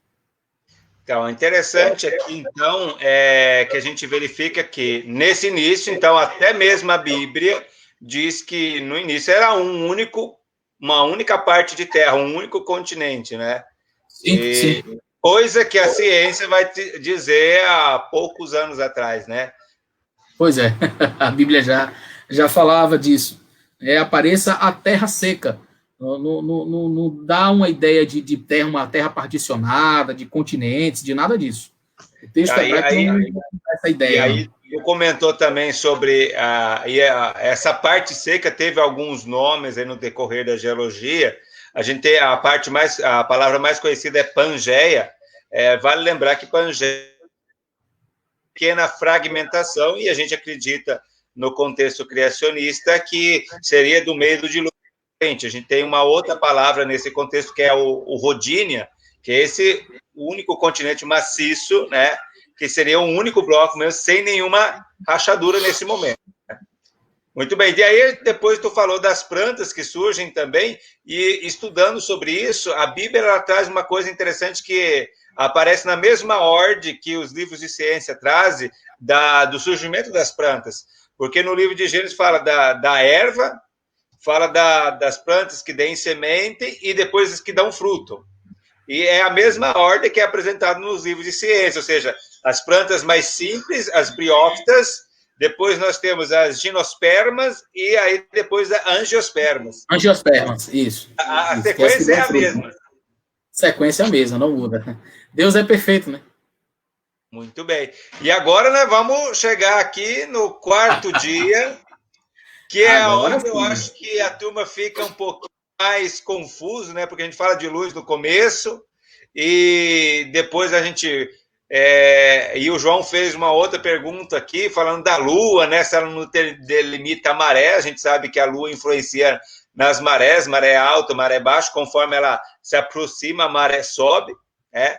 E aí, agora a gente vai ver esse verbo agora, essa criação do céu, do Sol e da Lua, foi uma criação ou foi um outro termo que está diferente aí na Bíblia hebraica? Como é que é? Isso é muito bom, Excelência, essa pergunta, porque alguns criacionistas que não entendem da língua hebraica, às vezes ficam um pouco realmente perdidos na explicação. Como é que eu vou explicar que havia luz se não havia sol? É a luz de Deus. Aí o evolucionista chega e diz, me explique como que tem uma porção seca sem ter lua. Tira a lua do planeta Terra, bota ela para longe do planeta Terra para você ver uma coisa. É ela quem regula as marés, e não daria tudo, se ela se aproximasse, e não daria tudo. Então, quer dizer, a necessidade da Lua é muito grande. Então, nós entendemos que tanto a Lua quanto o Sol já existiam. Então, pastor, então a Bíblia está errada, porque diz que Deus criou no quarto dia. Não. Na tua versão em português, diz que Deus criou, mas no hebraico, nós temos ali em Gênesis, capítulo 1 e 2... nós temos ali em torno de 7 verbos para criar, diferentes. Então, nós temos o verbo bará, que é o ex nihilo, né, a criação, nós chamamos a criação a partir do nada. Não significa necessariamente isso, mas foi um termo atribuído para Deus. Esse termo, ele tem Deus como sujeito sempre. E numa criação, realmente, que não tem... é um verbo diferenciado, utilizado para esse momento, onde Deus ele vai criar alguma coisa, ele não precisa de nenhuma matéria-prima pré-existente para trazer nada à existência. Não que esse seja o sentido único e exclusivo dessa palavra. Né? Mas aí você tem o verbo também banar, quando fala da criação da mulher, usa-se esse verbo, o verbo banar. Esse verbo banar, que é criar, fazer, ele é utilizado, por exemplo, lá quando Salomão vai fazer as obras de arte do templo, né? As colunas do templo, bem torneadas, bem redondas, uma coisa perfeita. Então fala da mulher. Aí, mulheres, vocês são especiais, né? O verbo para uma obra de arte é o verbo banar. Né? Você tem o verbo yatzar. Se você for Israel hoje, um menininho tiver, eu vou arrancar meu dente. É yatzar, arrancar o dente. O verbo yatsá também quer dizer criar, fazer, mas dá uma ideia de arrancar. Diz que Deus arrancou o homem do pó da terra. Quando Deus vai fazer Adão, o homem, macho, Adão, sexo masculino, usa o verbo yatsá, arrancar o homem do pó. A ideia é esse de arrancar, né? Então Deus arranca o homem do pó da terra e faz ali o homem. Você tem o verbo assar, que é o verbo fazer também, é um verbo muito comum utilizado ali na criação, mas ele pode significar tanto fazer alguma coisa, mas sempre com alguma matéria-prima pré-existente, como também dar função. Por exemplo, vou fazer um banco. Para Deus, se ele usa o verbo bará, ele diz bará, e aí o banco aparece, pronto já. Se ele usa o verbo banar, quer dizer que ele vai pegar, por exemplo, a madeira que já existe da árvore, e a partir daquela madeira ele vai fazer o banco. Aí, assar. Aí você usa o verbo assar, que é o verbo fazer. Mas é um fazer assim. Como é que eu vou fazer esse livro aqui? Eu tenho aqui. Então eu pego da árvore a celulose e tal, e o papel e aquela coisa toda. Mas tem a matéria-prima. O verbo utilizado para a criação do sol, da lua, ali, e não fala das estrelas, eu vou explicar já, mas a criação do sol ali, da lua, é o verbo assar. Na verdade, não seria necessariamente criar, no sentido de que não existisse, mas de dar função. De dar função. Então, o que muitos cientistas e estudiosos da língua hebraica, pessoas que têm conhecimento das línguas, têm entendido que o quarto dia, na verdade, era o dia de limpar completamente a atmosfera para que fosse visível a luz do sol, para que fosse visível a luz da lua. E o texto hebraico, eu quero ler aqui para vocês, o texto hebraico diz assim, vai a As e fez, verso 16, tá? Vai a As e fez Elohim et Shene, e fez Deus os dois Hamorot, os dois luzeiros, Hagedolim, os dois luzeiros grandes, né? Os dois grandes luzeiros. Aí o texto continua dizendo assim, Et Hamaor, o luzeiro Hagadol, o luzeiro grande, então a palavra Gadol quer dizer grande, Lemenchelet, para dominar, ou para domínio de Hayom, do dia, Yom, tá? Então, ele fez os dois grandes luzeiros, e o luzeiro, Hamaor, Hagadol, Lemenchelet, o luzeiro grande para domínio Hayom, do dia, Vet Hamaor, e o luzeiro Hakaton, Katon é pequeno, e o luzeiro pequeno, Lemenchelet, para domínio, para dominar, Halaila, à noite, Vet Hakohavim, e aqui e as estrelas. Não tem e fez as estrelas. E aqui a questão é, quem é que está regendo Vet Hakovim? Hakohavim. Quem está regendo aqui é o verbo domínio, para domínio, ou é o verbo fazer do início? Então, muitos entendem que o verbo aqui, que está dominando, está regendo esta sentença, é justamente Lemenchelet. Lemenchelet, ou seja, e o pequeno para domínio da noite e estrelas. Ou seja, o que o texto está dizendo não é que Deus fez as estrelas. Elas já existiam. Está dizendo que a lua é o que determina a parte da noite, onde você vê as estrelas, para domínio da noite. O sol para domínio do dia e a lua para domínio da noite e estrelas. Ou seja, quando você vira a lua à noite, você também vai ver as estrelas. O texto não está dizendo que Deus criou as estrelas. Não existe isso. Em algumas versões na língua portuguesa, você vai ver assim, e fez também as estrelas. Mas, literalmente, no hebraico, você tem Veet Hamaor e o luzeiro Hakaton pequeno, Lemenchelet Halaila, para domínio da noite, Veet Hakohavim, para domínio da noite, e as estrelas. E as estrelas. Ou seja, que a lua é para domínio da noite e as estrelas. Em outras palavras, durante o dia você não vai ver estrelas. Porque o luzeiro, que é para domínio do dia, não vai te permitir isso. A luz do sol é tão intensa que você não vai ver estrela nenhuma. Mas você vai observar à noite, o astro que é para dominar a noite, para domínio da noite, é a lua. E você vai ver as estrelas, porque aquele astro está ali. Então, a lua para domínio da noite e o sol para domínio do dia. Não está dizendo que Deus criou no sentido de que não existia ainda e ele então fez. A lua já existia, o sol já existia, e Deus então traz a função deles ali, quem sabe uma outra calibragem, ou quem sabe Deus retira, como muitos acreditam, e eu particularmente tenho essa visão, de que Deus então retira todos, talvez, possíveis gases, ou ele limpa completamente a atmosfera para que se torne visível esses luzeiros, e agora sim, e aí de um dia para o outro, você tem do terceiro dia para o quarto dia, você tem ali as plantas, e ali agora você... Mas o princípio de rotação já existe, a luz já existe, mesmo que não fosse claramente visível, perceptível, mas existe. Por exemplo, um dia que está completamente nublado, a ponto de você não observar o sol. Você não vai ver o sol. Imagine um dia que está completamente nublado, chuvoso, muita chuva, muito nublado, muito escuro, mas você sabe o que é dia e o que é noite. Mesmo você não vendo um pedaço do raio da luz solar, você consegue saber que ali é de dia, e quando anoitece, você sabe, não, é noite. Mas você viu o sol em algum momento? Não. E como disse aí o pastor Sérgio Monteiro, o professor Sérgio Monteiro, o hebraico é claro.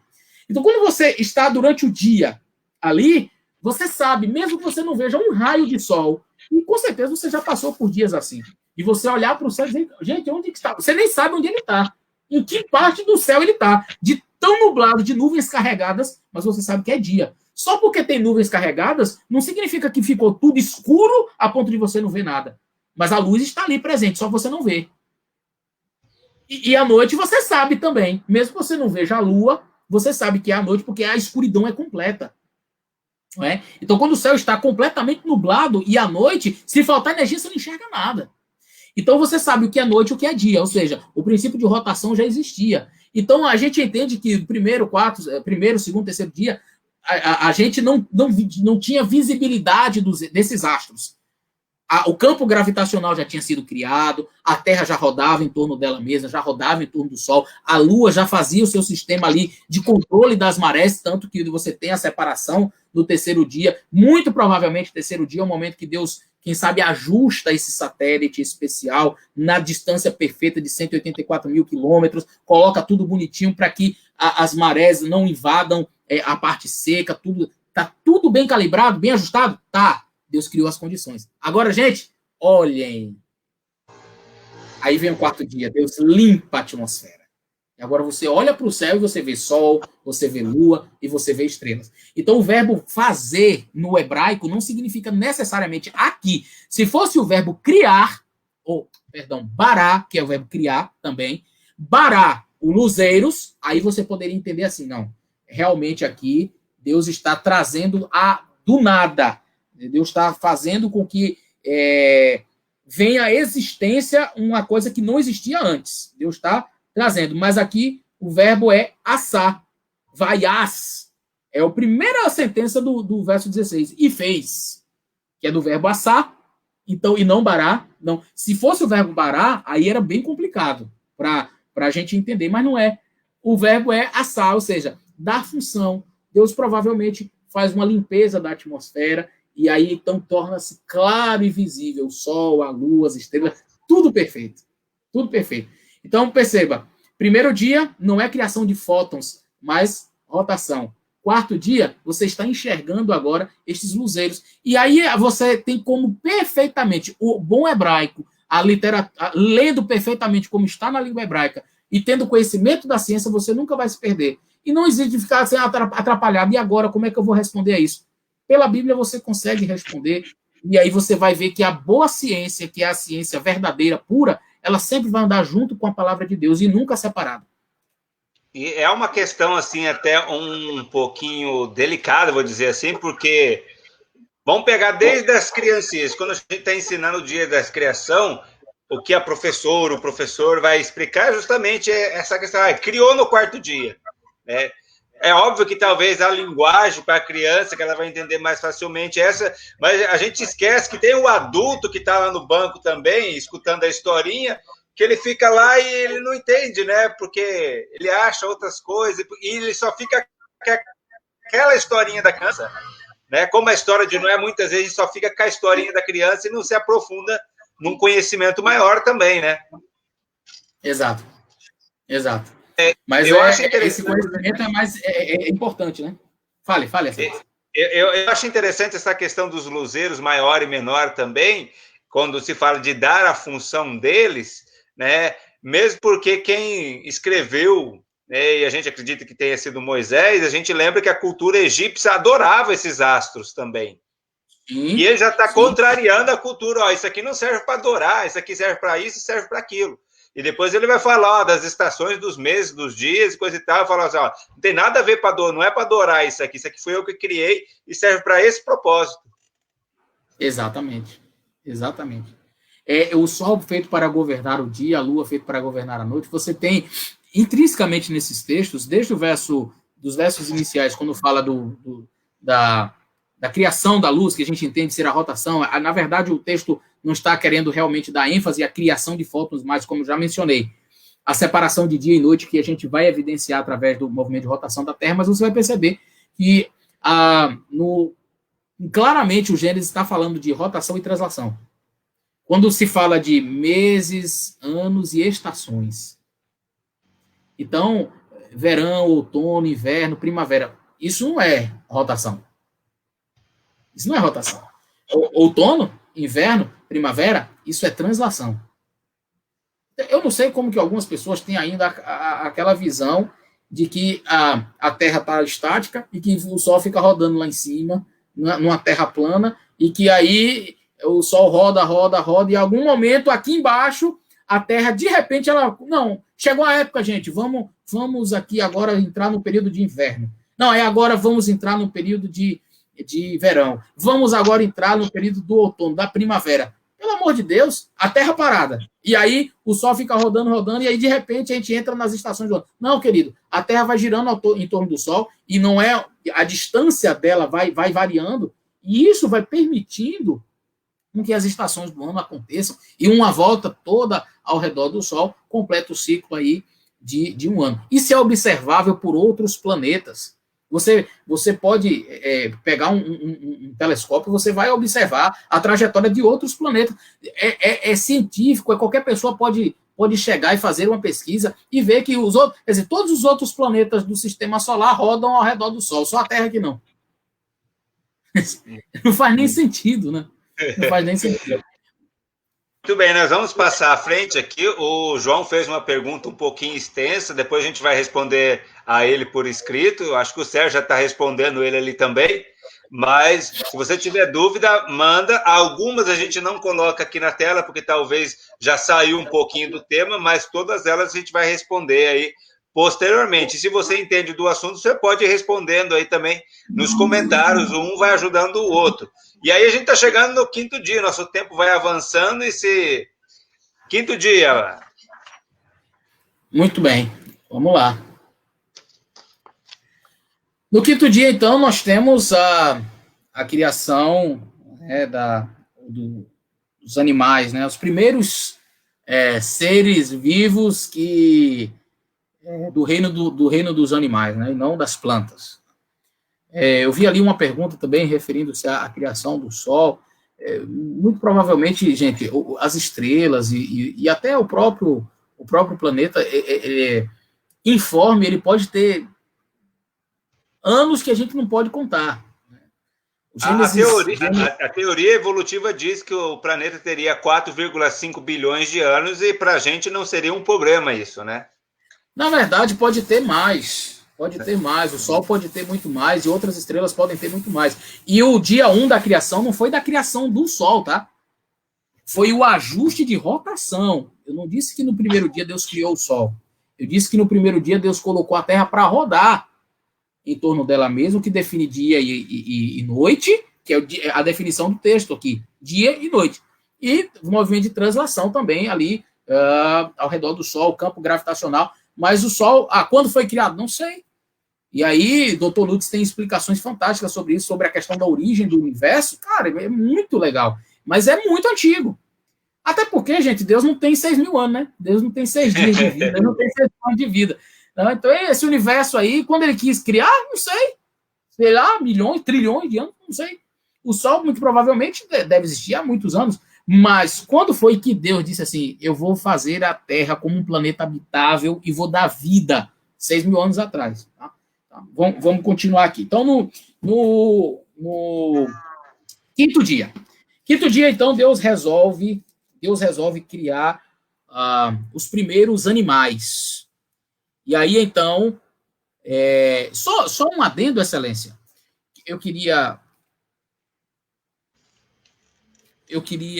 tá aqui.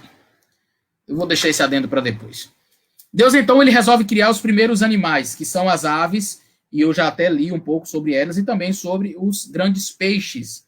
Né? No verso 20, produz as águas abundantemente répteis de alma vivente, ou seja, de fôlego, e voem as aves sobre a expansão, né, o raquia, sobre a expansão, né, e sobre a expansão dos céus, sobre a face da expansão dos céus. E Deus viu, e Deus criou também as grandes baleias e todo réptil e alma vivente que há nas águas abundantemente, e produziram, então, conforme a sua espécie, todas as aves, conforme a sua espécie, Deus viu que era bom. Então, Deus agora começa a dar vida a animais, a pequenos seres. Os peixes, as aves, e aí alguns répteis, não posso dizer que todos eles são criados ali nesse dia, mas alguns répteis, sim, são criados ali no quinto dia, para a expansão, para estarem nessa expansão, ou seja, nesse requia, como fala o texto que eu li aqui para vocês. Eu não teria maiores explicações, Excelência, para falar sobre esse quinto dia, porque, assim, é como eu coloquei naquela estrutura quiástica, Deus preparou todo o caminho, agora você tem a atmosfera, você tem as águas, então Deus começa povoando as águas, e depois povoando ali os céus, para depois povoar a parte seca, que até então só havia plantas, não havia nenhum outro animal, nenhum homem, nada. Então Deus começa pelos... Eu não vou colocar como formas mais simples, até porque há muita complexidade nesses animais. Deus, ele simplesmente escolhe nesta ordem, e eu acredito que seja uma ordem de organização mesmo. Você vai ver, primeiro com quarto, luz, luzeiros, águas e expansão, peixes e aves. Agora a porção seca, animais para habitar a porção seca. Então eu vejo mais como uma organização de Deus em colocar esses animais nesta ordem do que necessariamente por ordem de importância, exceto o ser humano, que acredito eu ser a obra-prima da criação de Deus. Então ele é feito para coroar a criação de Deus. Mas você vai ver uma expressão que ela é repetida, e Deus viu que era bom, sempre. Grave sempre isso, porque praticamente em todos os versos termina dizendo que Deus viu que era bom, né? Então diz o texto aqui, eu vou ler aqui em hebraico como diz a expressão, Vayar Elohim Kitov, e Deus viu, e viu Deus que era bom. Vayar e viu Deus, né? Vayar Elohim, e viu Deus Kitov, que era bom. Tá? Então, essa expressão ela aparece para praticamente todos os dias da criação, e isso é importante. Aqui uma conversa que eu tive com o pastor Sérgio Monteiro, ideia que ele apresentou, que eu achei assim fantástica em relação ao último dia da criação. Mas vamos lá. Você teria alguma observação, alguma coisa nesse uma pergunta, eu acho que é uma observação, não sei, mas se eu não me engano, o autor no hebraico, aqui nesse caso, ele não está preocupado em fazer uma divisão taxonômica dos animais que ele cria que é criado no quinto dia. Porque ele fala dos animais que vivem na água, né? Isso. E aí, em muitas traduções, a gente vê peixes e dos que voam. Ou, em alguns lugares, a palavra dos que voam, que é o que está no hebraico, é substituído por aves. Só que a gente encontra aí depois, numa questão mais atual, dentro da taxonomia atual, fala assim, a Bíblia não tem sentido, porque a gente sabe que golfinho não é peixe, né? Aqui está falando que foi criado nesse dia. A gente sabe que morcego não é ave, ele é mamífero. Então, assim, vale lembrar isso aí, que o autor, naquele momento, ele não está preocupado com essa questão taxonômica, é uma questão até bem atual. Eles simplesmente separam. Tudo que vive na água é uma coisa e tudo que voa é uma coisa. Ele não está separando, né, biologicamente gênero, família, nada disso, né? O texto diz assim, olha, vai Omer Elohim, e disse Deus que fervilhem as águas, Ramai Sheretz, de fervilhação de seres viventes, de seres viventes. Aí agora usa a expressão, né, e ve-of seria aves, né? E aves que voem sobre a terra e sobre as faces do firmamento, Requia, que eu até mencionei, e sobre a face dos céus, do firmamento dos céus, né? E criou Deus os animais marinhos, que algumas expressões usam como peixe, realmente, mas o texto traz aqui et hataninim.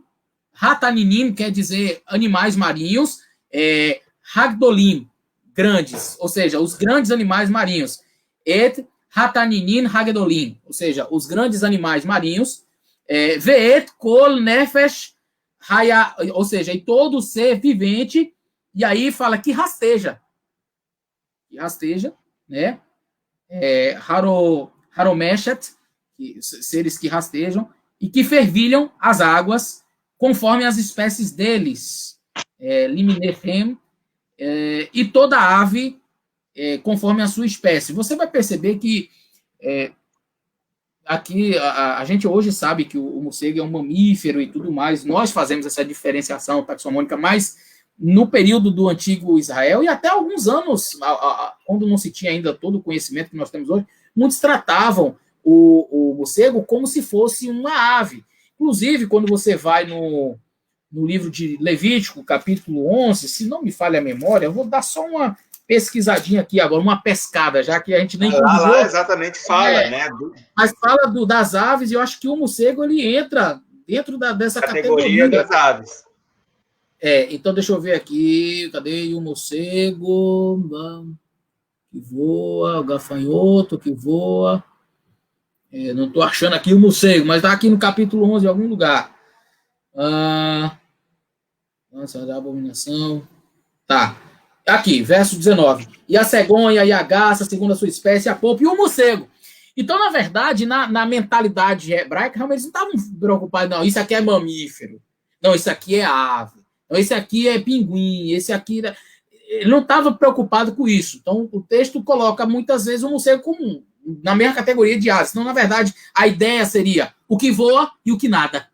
Então, o que nada, o que está na água, é criado ali no quinto dia. E o que voa é criado ali no quinto dia também. Então, você tem algumas espécies de alguns animais que alguns chamam de... Eu nem sei o nome, excelência, desses... Não é dinossauro, não, mas aqueles animais... Qual é o nome daquele que tem as asas que voa? Você sabe o nome deles?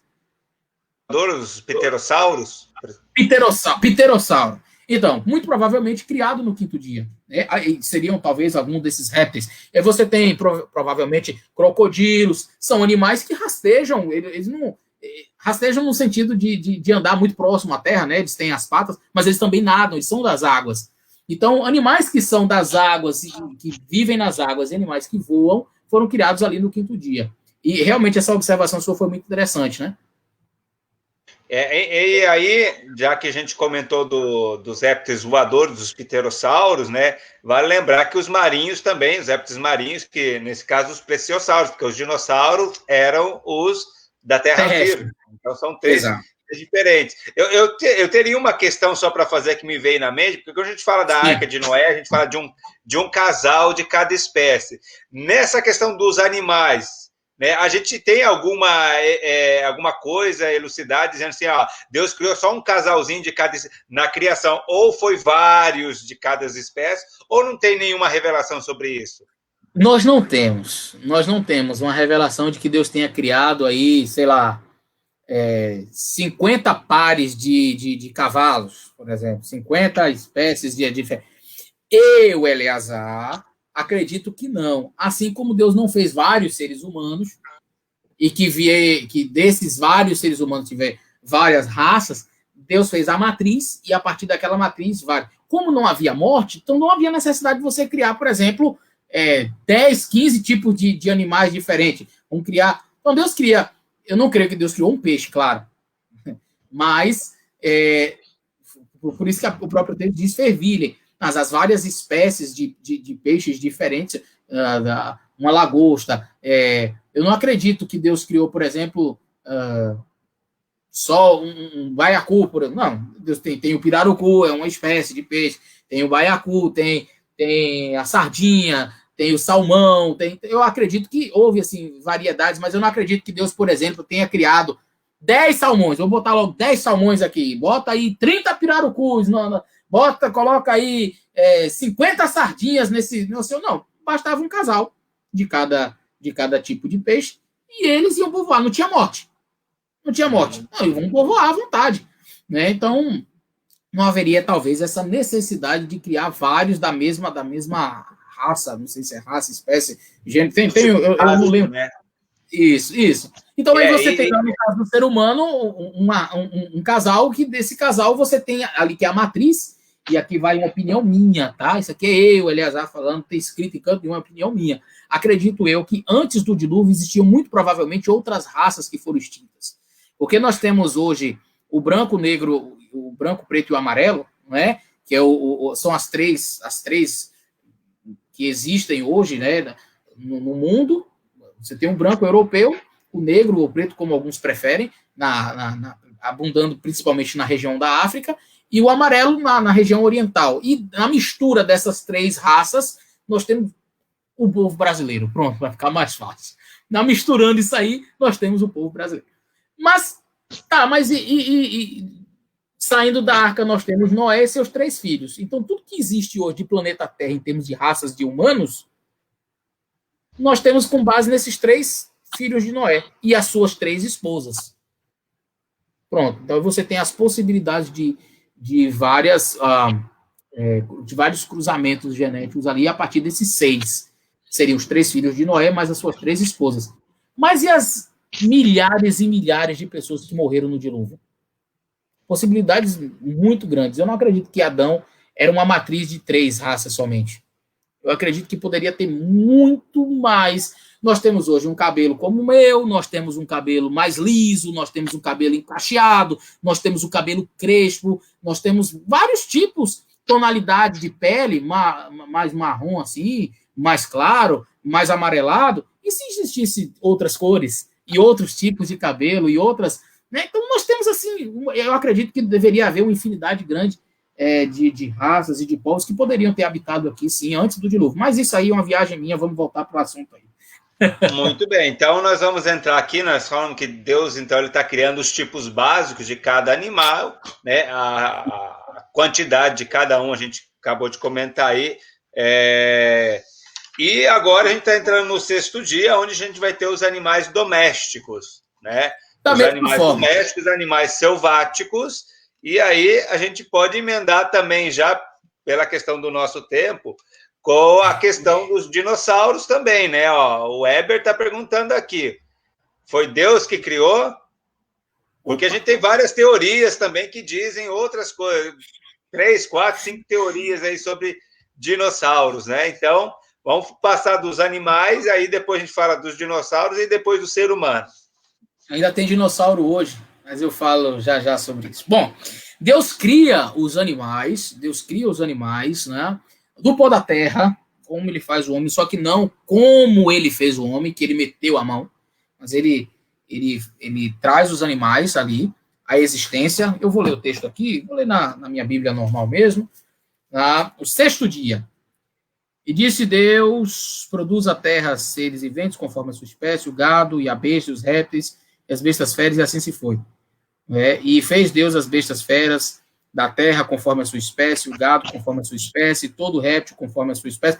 Você vê que fala-se do réptil no 5º dia e fala-se do réptil novamente aqui no 6º dia. Viu Deus que era bom. Então, produza a terra. Então, os animais vieram da terra. Só que aí é a ordem de Deus. Produza, no caso do homem, façamos o homem a nossa imagem conforme a nossa semelhança. Imagem, tselen, é a palavra hebraica aqui para a imagem... Deus cria o homem conforme a sua imagem e semelhança, a sua aparência, ou seja, se Deus se apresentar, a forma dele será uma forma humanoide. Eu não estou dizendo que Deus é humano, entenda bem o que eu estou falando. Mas se você vir Deus, você não vai ver um ser que tem 4 patas, um ser com uma forma de um animal, de um cavalo, de um caranguejo, não. Se Deus se apresentar, qual é a forma de Deus? É essa forma humanoide, braços, cabeça. Então a forma dele física é essa. Deus fez o homem conforme a sua imagem e semelhança, ok? Então Deus faz os animais, e eu acredito também, assim como os peixes, Deus fez ali a matriz. Então, por exemplo, eu não acredito que Deus fez o piquinês, o pitbull, o rottweiler, o dálmata, o doberman. Não, Deus fez lá um lobo, sei lá, uma matriz perfeita de um animal, e a partir dele, dos vários cruzamentos e de mutações, e os ambientes onde eles foram, e os vários cruzamentos, permitiram que outras raças fossem sendo criadas, né, viessem à existência. Então, da mesma forma, o gato, o boi, o cavalo. Então, Deus não. Então, deixa eu fazer aqui o manga larga, deixa eu fazer aqui. Não, Deus fez um cavalo e ele era a matriz. E dali, vários outros vieram a vários cruzamentos, enfim, e outras possibilidades de raças diferentes daquela matriz original. Assim como foi com o ser humano. Deus criou o homem, nós temos uma infinidade de raças advindas aí do primeiro homem, Adão, e da primeira mulher, Eva. Então, Deus faz os animais, e aí, o que é dinossauro? A palavra dinossauro é uma palavra mais recente, né? Essa palavra não existia, nem na Bíblia você não vai encontrar, e nesses escritos aí, com mais de 200, 300 anos, você não encontra nada falando de dinossauro. Você vai encontrar referências a grandes animais. E o texto bíblico fala desses grandes, como eu li aqui, bestas, feras e tudo mais. E esses animais, eles povoaram a terra, eram animais que muito provavelmente, devido a cruzamentos que os próprios seres humanos, com a sua inteligência, com a sua capacidade que tinham, fizeram. Então eles criaram várias raças híbridas, a partir de animais já existentes, e vieram a ser a criação de outros animais que nós hoje chamamos de dinossauros, e que hoje, assim, infelizmente, tem muita gente que fala assim, os dinossauros, eles eram terríveis, eram carnívoros, eram matadores. Descobriu-se que muitos, inclusive, dos dinossauros que nós atribuímos hoje equivocadamente a animais carnívoros, na verdade, eram todos herbívoros. Não estou dizendo que todos os dinossauros eram herbívoros, mas muitos que hoje, que até então se considerava carnívoros, eu vi num artigo científico recentemente que boa parte desses que a ciência achava que eles eram carnívoros, na verdade eram herbívoros. Você tinha, assim, animais carnívoros, né? O mais famoso deles aí, das telas do cinema, o T-Rex, né? O Tiranossauro Rex, era, assim, carnívoro, muito provavelmente fruto de uma mutação. Há alguns que entendem que, por exemplo, um animal não deveria ter aquelas patinhas. O cara gigantão, com as patas enormes traseiras e as patinhas da frente pequenininhas assim. É um negócio ridículo, né? Então, alguns entendem que talvez uma mutação até que tinha dado errado. Enfim, se acha os fósseis desses animais que sofreram essas mutações. Esses animais foram varridos da Terra por ocasião do dilúvio. Mas eu dizia que nós temos dinossauros hoje. Então, você vai a Komodo e você vai encontrar lá o dragão de Komodo. O que é um dinossauro? É um réptil.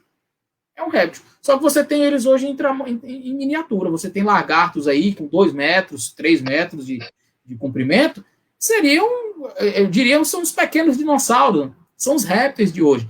Nós chamamos de dinossauro aqueles gigantões, né? O termo dinossauro é aplicado a esses grandes répteis, esses gigantes, né? Mas nós temos aí os descendentes hoje. Você tem uma lagartixa na sua casa, é um réptil. Os crocodilos, um bicho aí com 4, acho que vai até 6 metros de comprimento, um animal com a boca enorme, pá, quer dizer, era uma espécie de dinossauro. E vale lembrar também, pastor, que essa questão de ferocidade, que ninguém vai falar assim que o leão não foi Deus que criou, que o tubarão não foi Deus que criou, só porque eles têm dentões e comem carne também. Então a gente sabe, aquela questão que a gente comentou lá no começo, que o pecado alterou a situação dos animais também. Tudo foi afetado, desde a planta que passou a ter espinhos, abrolhos, enfim, aos animais. né? E aí algumas pessoas dizem assim, dinossauro não foi Deus que criou, por isso que nós não temos... Deus criou os animais. Deus não criou as mutações que seres humanos fizeram com esses animais. Mas boa parte desses dinossauros foi Deus que criou sem problema nenhum. Eram herbívoros, eram animais dóceis, tá certo? Boa parte desses dinossauros foi Deus que criou. Inclusive aqueles que se tornaram alguns carnívoros, por quê? Por causa dos efeitos do pecado, ou por causa de mutações, de cruzamentos entre espécies que o ser humano fez, modificações genéticas para que esses animais se tornassem, enfim... A Nádia está dizendo, assim, dessa questão, né, que até tem uma sugestão aqui para um tema futuro, né, que é um tema muito polêmico também, que existe pouca ciência sobre isso, né? É uma hipótese a questão da amalgamação. Então, veja, mas ninguém questiona o tubarão. Ah, Deus criou o tubarão? Deus criou o leão? Deus criou o tigre? Sim, Deus criou. São carnívoros, destroem, matam. Se você passar na frente, ele vai lhe comer. E Deus criou. Por que Deus não pode ter criado os dinossauros? Então a gente entende, talvez por uma questão de preservação, e aí são incógnitas, nós não temos as respostas para tudo, e nem pretendemos ter, porque a Bíblia também não pretende. A Bíblia, gente, não é um livro científico, como já foi mencionado aqui, que se propõe responder todos os seus questionamentos. Para onde foram os dinossauros? Quem criou os dinossauros? Como eles se tornaram assim? Por que não entraram na árvore? Na arca. Na árvore o quê? Na arca. Não, porque, então, a Bíblia não é um livro para contar esse tipo de história. A Bíblia é um livro que conta a história da redenção. Deus cria o homem cai. E aí, então, Deus vai, salva o homem e volta a ser como deveria ter sido desde o início. Ponto. O que vem de informação em adendo é adendo. A gente não tem ali maiores explicações. Mas eu posso trabalhar algumas com vocês. Por exemplo, possa ser que Deus tenha varrido esses seres da face da terra por uma questão, essa hipótese de amálgama, né, a amalgamação de animais. Eu não estou falando de homem com animal, não, tá? Estou falando de animais com animais. De o homem fazer cruzamentos entre as raças e produzir animais ferozes, que não tinham mais a mesma característica. Como é que você chega a um pitbull? É fazendo cruzamento de raças que talvez até dóceis, e até você chegar num brutamonte daqueles. É um cachorro extremamente feroz. E que, se for criado com jeitinho, ele fica até dócil. Mas então, você tem esses cruzamentos. E aí é possível, é uma hipótese. E é por isso Deus talvez tenha varrido da face da terra. Ou, quem sabe, Deus percebendo que a raça humana iria degenerar. Você vê os relatos antediluvianos, e por isso alguns ficam com dúvidas. Por quê? Como é que pode uma pessoa viver 969 anos? Enoque. 950, Adão. 912, Enos. E aí você tem uma série de pessoas vivendo aí 950, Noé. 939, Adão. Então você tem uma série de homens aí vivendo absurdos 900 e tantos anos. Como assim? Aí Deus percebeu que o homem iria diminuir na sua idade, ia definhar. Então nós não acreditamos numa involução, e não é evolução. O homem ele começa a definhar, e nós acreditamos que ele definhou também em estatura. A Bíblia fala em Gênesis que havia gigantes sobre a face da terra. Qual a altura? A Bíblia não está preocupada em te dizer tamanho de ninguém. Mas ela diz que eram gigantes. Então, havia, sei lá, homens de 2, 3, 4 metros de altura, não sei. Haviam gigantes na Terra. E o homem hoje, 1,70 m, o pobrezinho aqui. Agora imagina o T-Rex e eu aqui com 1,70 m. Era comida fácil para ele, né? Então, talvez, uma outra hipótese, Deus tenha não permitido a entrada desses animais também para a preservação da raça humana. Não sei. São coisas que um dia a gente pode falar diretamente com o Criador e tirar essas dúvidas, tá? Mas ficam aí as hipóteses, né?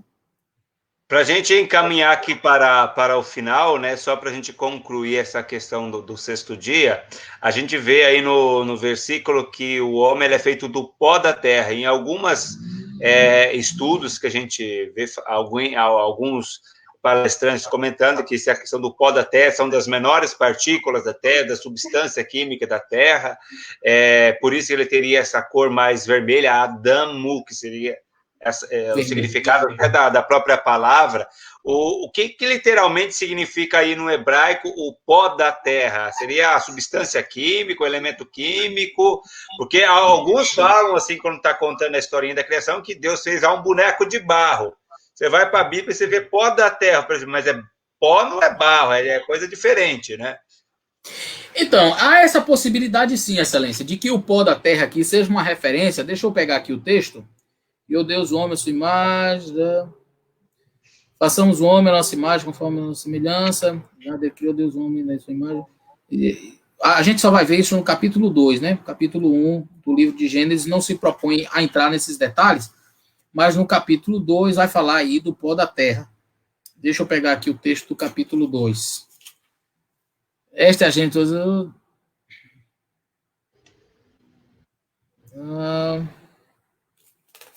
capítulo 2... Ué, deixa eu pegar aqui o texto, é que eu estou com o texto hebraico, deixa eu pegar o texto aqui em português. Bom, das aves do céu, macho e fêmea os criou. Pronto, é realmente no capítulo 2 que a gente vai ver essa questão do pó da terra. Verso 7. Formou o Senhor Deus o homem do pó da terra e soprou em suas narinas, ou seja, os narizes, o fôlego da vida. E o homem passou a ser alma vivente. O capítulo 2 e o verso 7. Deixa eu colocar o texto aqui em hebraico para eu ver a palavra que aparece aqui. Formou Deus o homem. Aqui. Afar. Essa é uma expressão que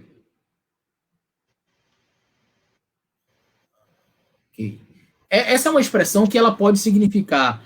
Não temos essa visão assim. O texto não apresenta realmente um boneco de barro, mas como Deus pega os elementos do pó, e a gente vai perceber que dentro da estrutura física do homem, todos os elementos que a gente encontra na Terra, a gente encontra no ferro, lítio, que você pegar na Terra, vai manganês, o que você for para a Terra vai ter no ser humano, na composição. Há quem diga realmente, quem imagine que esse texto seria uma referência, apesar de não oferecer maiores detalhes. Eu posso até pegar aqui no dicionário, eu estou com ele aqui. Deixa eu pegar aqui esta palavra. Deixa eu ir para o final. Aqui.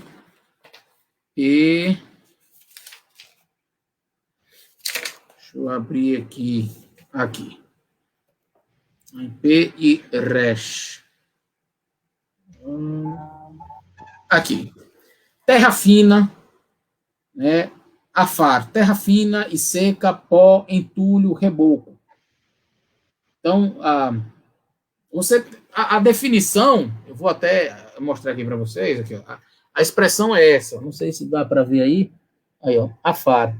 Terra fina, seca, pó, entulho, aqui, reboco e tal. Então, a gente não tem maiores informações para dizer assim, que são os elementos químicos. Né? A gente também não tem para dizer que formou um boneco. Entretanto, pelas próprias evidências do texto, não tem, se ele fez do pó da terra, Deus fez, então, o homem, né? Ele pegou o pó, e quem sabe ele, com todos os elementos que a terra tem, que a terra possua, não era necessariamente barro, tá? Mas Deus faz uma forma de um homem com a terra. Isso é um fato. E a gente pode dizer que foi um boneco. Né? Não tinha vida, era um ser inanimado ali, mas ele é feito a partir deste pó, a partir desta terra. Como era a terra? Eu não sei se era de barro, se era massapê, eu não sei, mas era avermelhado, porque a palavra Adão realmente tem significado de vermelho. E aí ele tem aquela forma, com o nariz, inclusive. Eu acredito que Deus fez todos os órgãos, tudo, e Deus simplesmente sopra e ele passa a respirar. O fôlego de vida vindo do próprio Deus, adentrando o ser humano, faz com que aquela máquina inanimada, feita de pó, passe a ser carne não perecível como a nossa, mas uma carne imperecível, imortal, recebendo do próprio fôlego de vida vindo do próprio Criador, e aí então o homem passa a ser a alma vivente, passa a ser um ser vivente. Muito bem, nós estamos aí com o nosso horário, a gente sabe que tu também tem compromisso aí na sequência, então vamos fechar agora com esse último dia aí, o sétimo dia, que a gente falou os dias da criação, e aí fica A gente sempre fica discutindo o sétimo dia faz parte do dia da criação, porque ele foi criado alguma coisa, não foi? Né? O Weber falou se pode colocar uma capa de livro ali para divulgar, pode colocar. Então, Eleazar, se tu quiser já comentar e fazer o fechamento, fica à vontade. Tá. Bom, toda estrutura quiástica, ou via de regra, quase toda estrutura quiástica, ela tem um centro. Você percebe que tudo aqui tem um paralelismo, tá vendo? Tudo vai combinando, um combina com o outro. Mas você percebe que o sétimo dia aqui não combina com nada? Ele não tem um paralelismo, é como se fosse o centro. E não que necessariamente seria mais importante do que o homem, e alguns os adventistas querem colocar o sábado acima do ser humano. Não, na verdade, não é isso que a gente quer fazer. A gente está mostrando aqui que dentro dessa estrutura quiástica, para coroar, para dizer assim, olha, fiz tudo, tá tudo perfeito, eu vou dar disso aqui de presente para vocês. Por isso não há paralelismos. Uma outra coisa importante que o Sérgio Monteiro me trouxe, que eu gostei muito, lembra da expressão tarde e manhã o primeiro dia, tarde e manhã o segundo dia? Quando você vai para o Gênesis, no capítulo 1, finalzinho, viu Deus que tudo quanto tinha feito era bom, né? Capítulo 1, verso 31, e foi tarde e manhã o dia sexto. Assim foram terminados os céus, aí entra no capítulo 2, os céus, a terra e todo o seu exército foram acabados. E havendo Deus terminado no dia sétimo a sua obra que tinha feito, descansou no dia sétimo de toda a obra que tinha feito, e abençoou Deus o dia sétimo, e o santificou, porque nele descansou de toda a obra que como Criador fizera. E cadê onde houve tarde e manhã, o sétimo dia? Não houve. A expressão tarde e manhã, primeiro dia, tarde e manhã, segundo dia, denota continuidade da criação. Houve tarde e manhã o primeiro dia, ou seja, vai ter o segundo. Aí ele cria a expansão e as águas e tal. Houve tarde e manhã o segundo dia, então espere que está vindo o terceiro. Houve tarde e manhã o terceiro dia, porque ainda vem o quarto. Houve tarde e manhã o quinto, houve tarde e manhã o sexto dia. Aí quando chega no sábado ele não diz, e houve tarde e manhã o sétimo dia. Por quê? Acabou. Não há mais necessidade de... A obra criacionista, né, acho que é essa a palavra, a obra criativa de Deus encerrou-se. E algum texto diz, mas Deus criou o que no sábado? A Bíblia diz o que ele fez no sábado. Ele fez algumas coisas. Ele abençoou, ele santificou e ele descansou. Para quê? Porque ali tem alguns princípios básicos para o homem. E entenda que o Shabat, o sábado aqui, não foi dado no contexto de pecado. Algumas pessoas dizem, não, porque foi dado lá no Sinai para o homem ter que guardar o sábado. Não, foi dado no contexto de Éden, no contexto de perfeição, no contexto de não pecado. Então Deus cria o Shabat. E o Shabat é dizendo assim, acabou. Eu não estou criando mais nada. Por isso não tem tarde de manhã. Não há continuidade nisso daí. O processo criativo de Deus encerrou-se.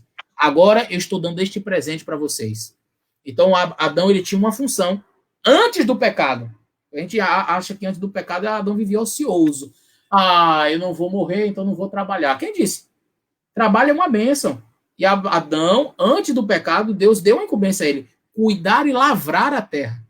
Então Adão trabalhava, ele cuidava, ele lavrava a terra, ele plantava, ele tinha que cuidar, manutenção do jardim. Mas não era tudo perfeito, era perfeito, mas ele tinha que trabalhar.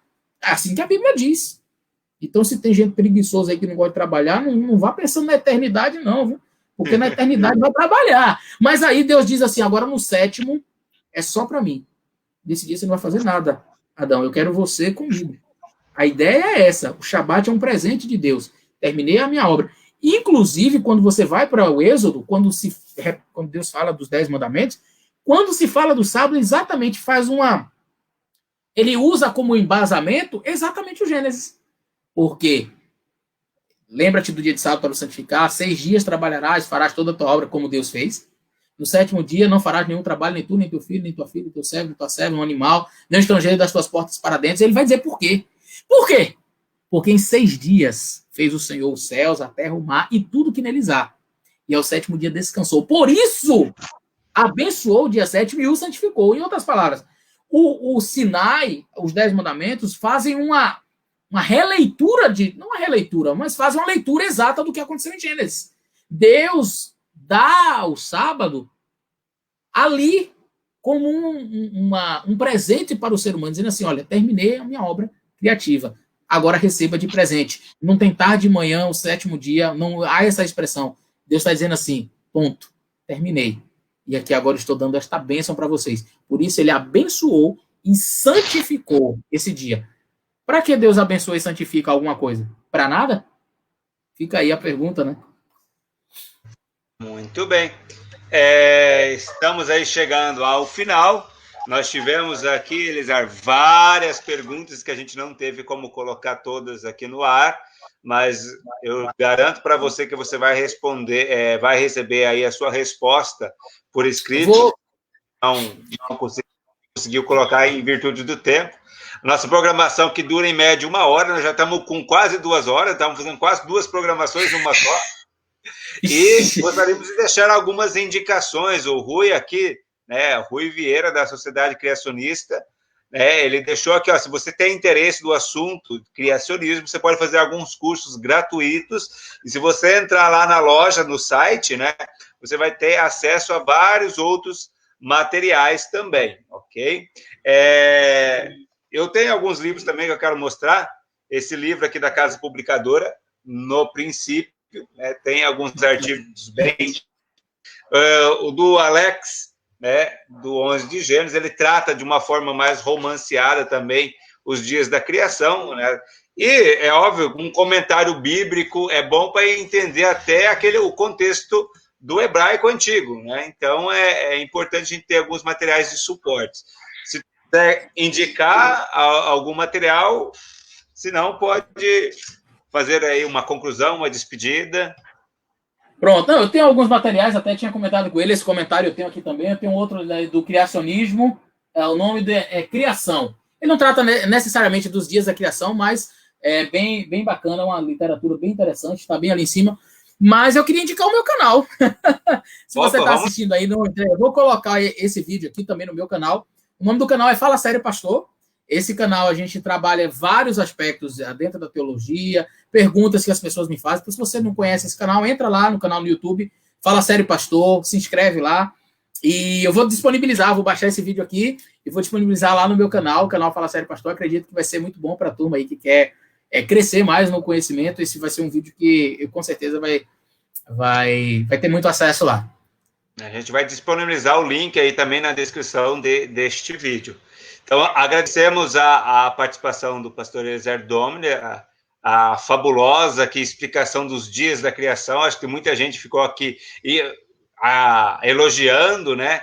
E a gente não conseguiu colocar todas as mensagens aqui na tela, mas depois a gente pode conferir aí tudo aquilo que foi escrito. Então, lembrando, né, antes de a gente terminar, que o nosso próximo bate-papo, o nosso 6º bate-papo, vai ser sobre dinossauros, única e especificamente sobre esse tema, né, com alguém especializado na área, que é o Everton Alves. Vai ser no dia... Deixa eu falar o dia certinho para não falar errado. Dia 26 de setembro, às 19 horas. Então, se você quer saber um pouquinho mais sobre dinossauros, tem livros escritos também sobre esse assunto. Então, nós vamos tratar especificamente desse assunto e também nós vamos tratar desse assunto à luz da Bíblia, né, da Palavra de Deus. Maravilha. Agradecemos também, novamente, pastor. Boa tarde a todos que estiveram aí com a gente. E não perca o nosso próximo episódio. Ok, valeu. Se você tem interesse em aprender a língua hebraica, eu estou dando aula também, já falei, né, de hebraico lá no canal. Então, shalom, velechit traut. A paz e tchau aí para vocês. Até mais.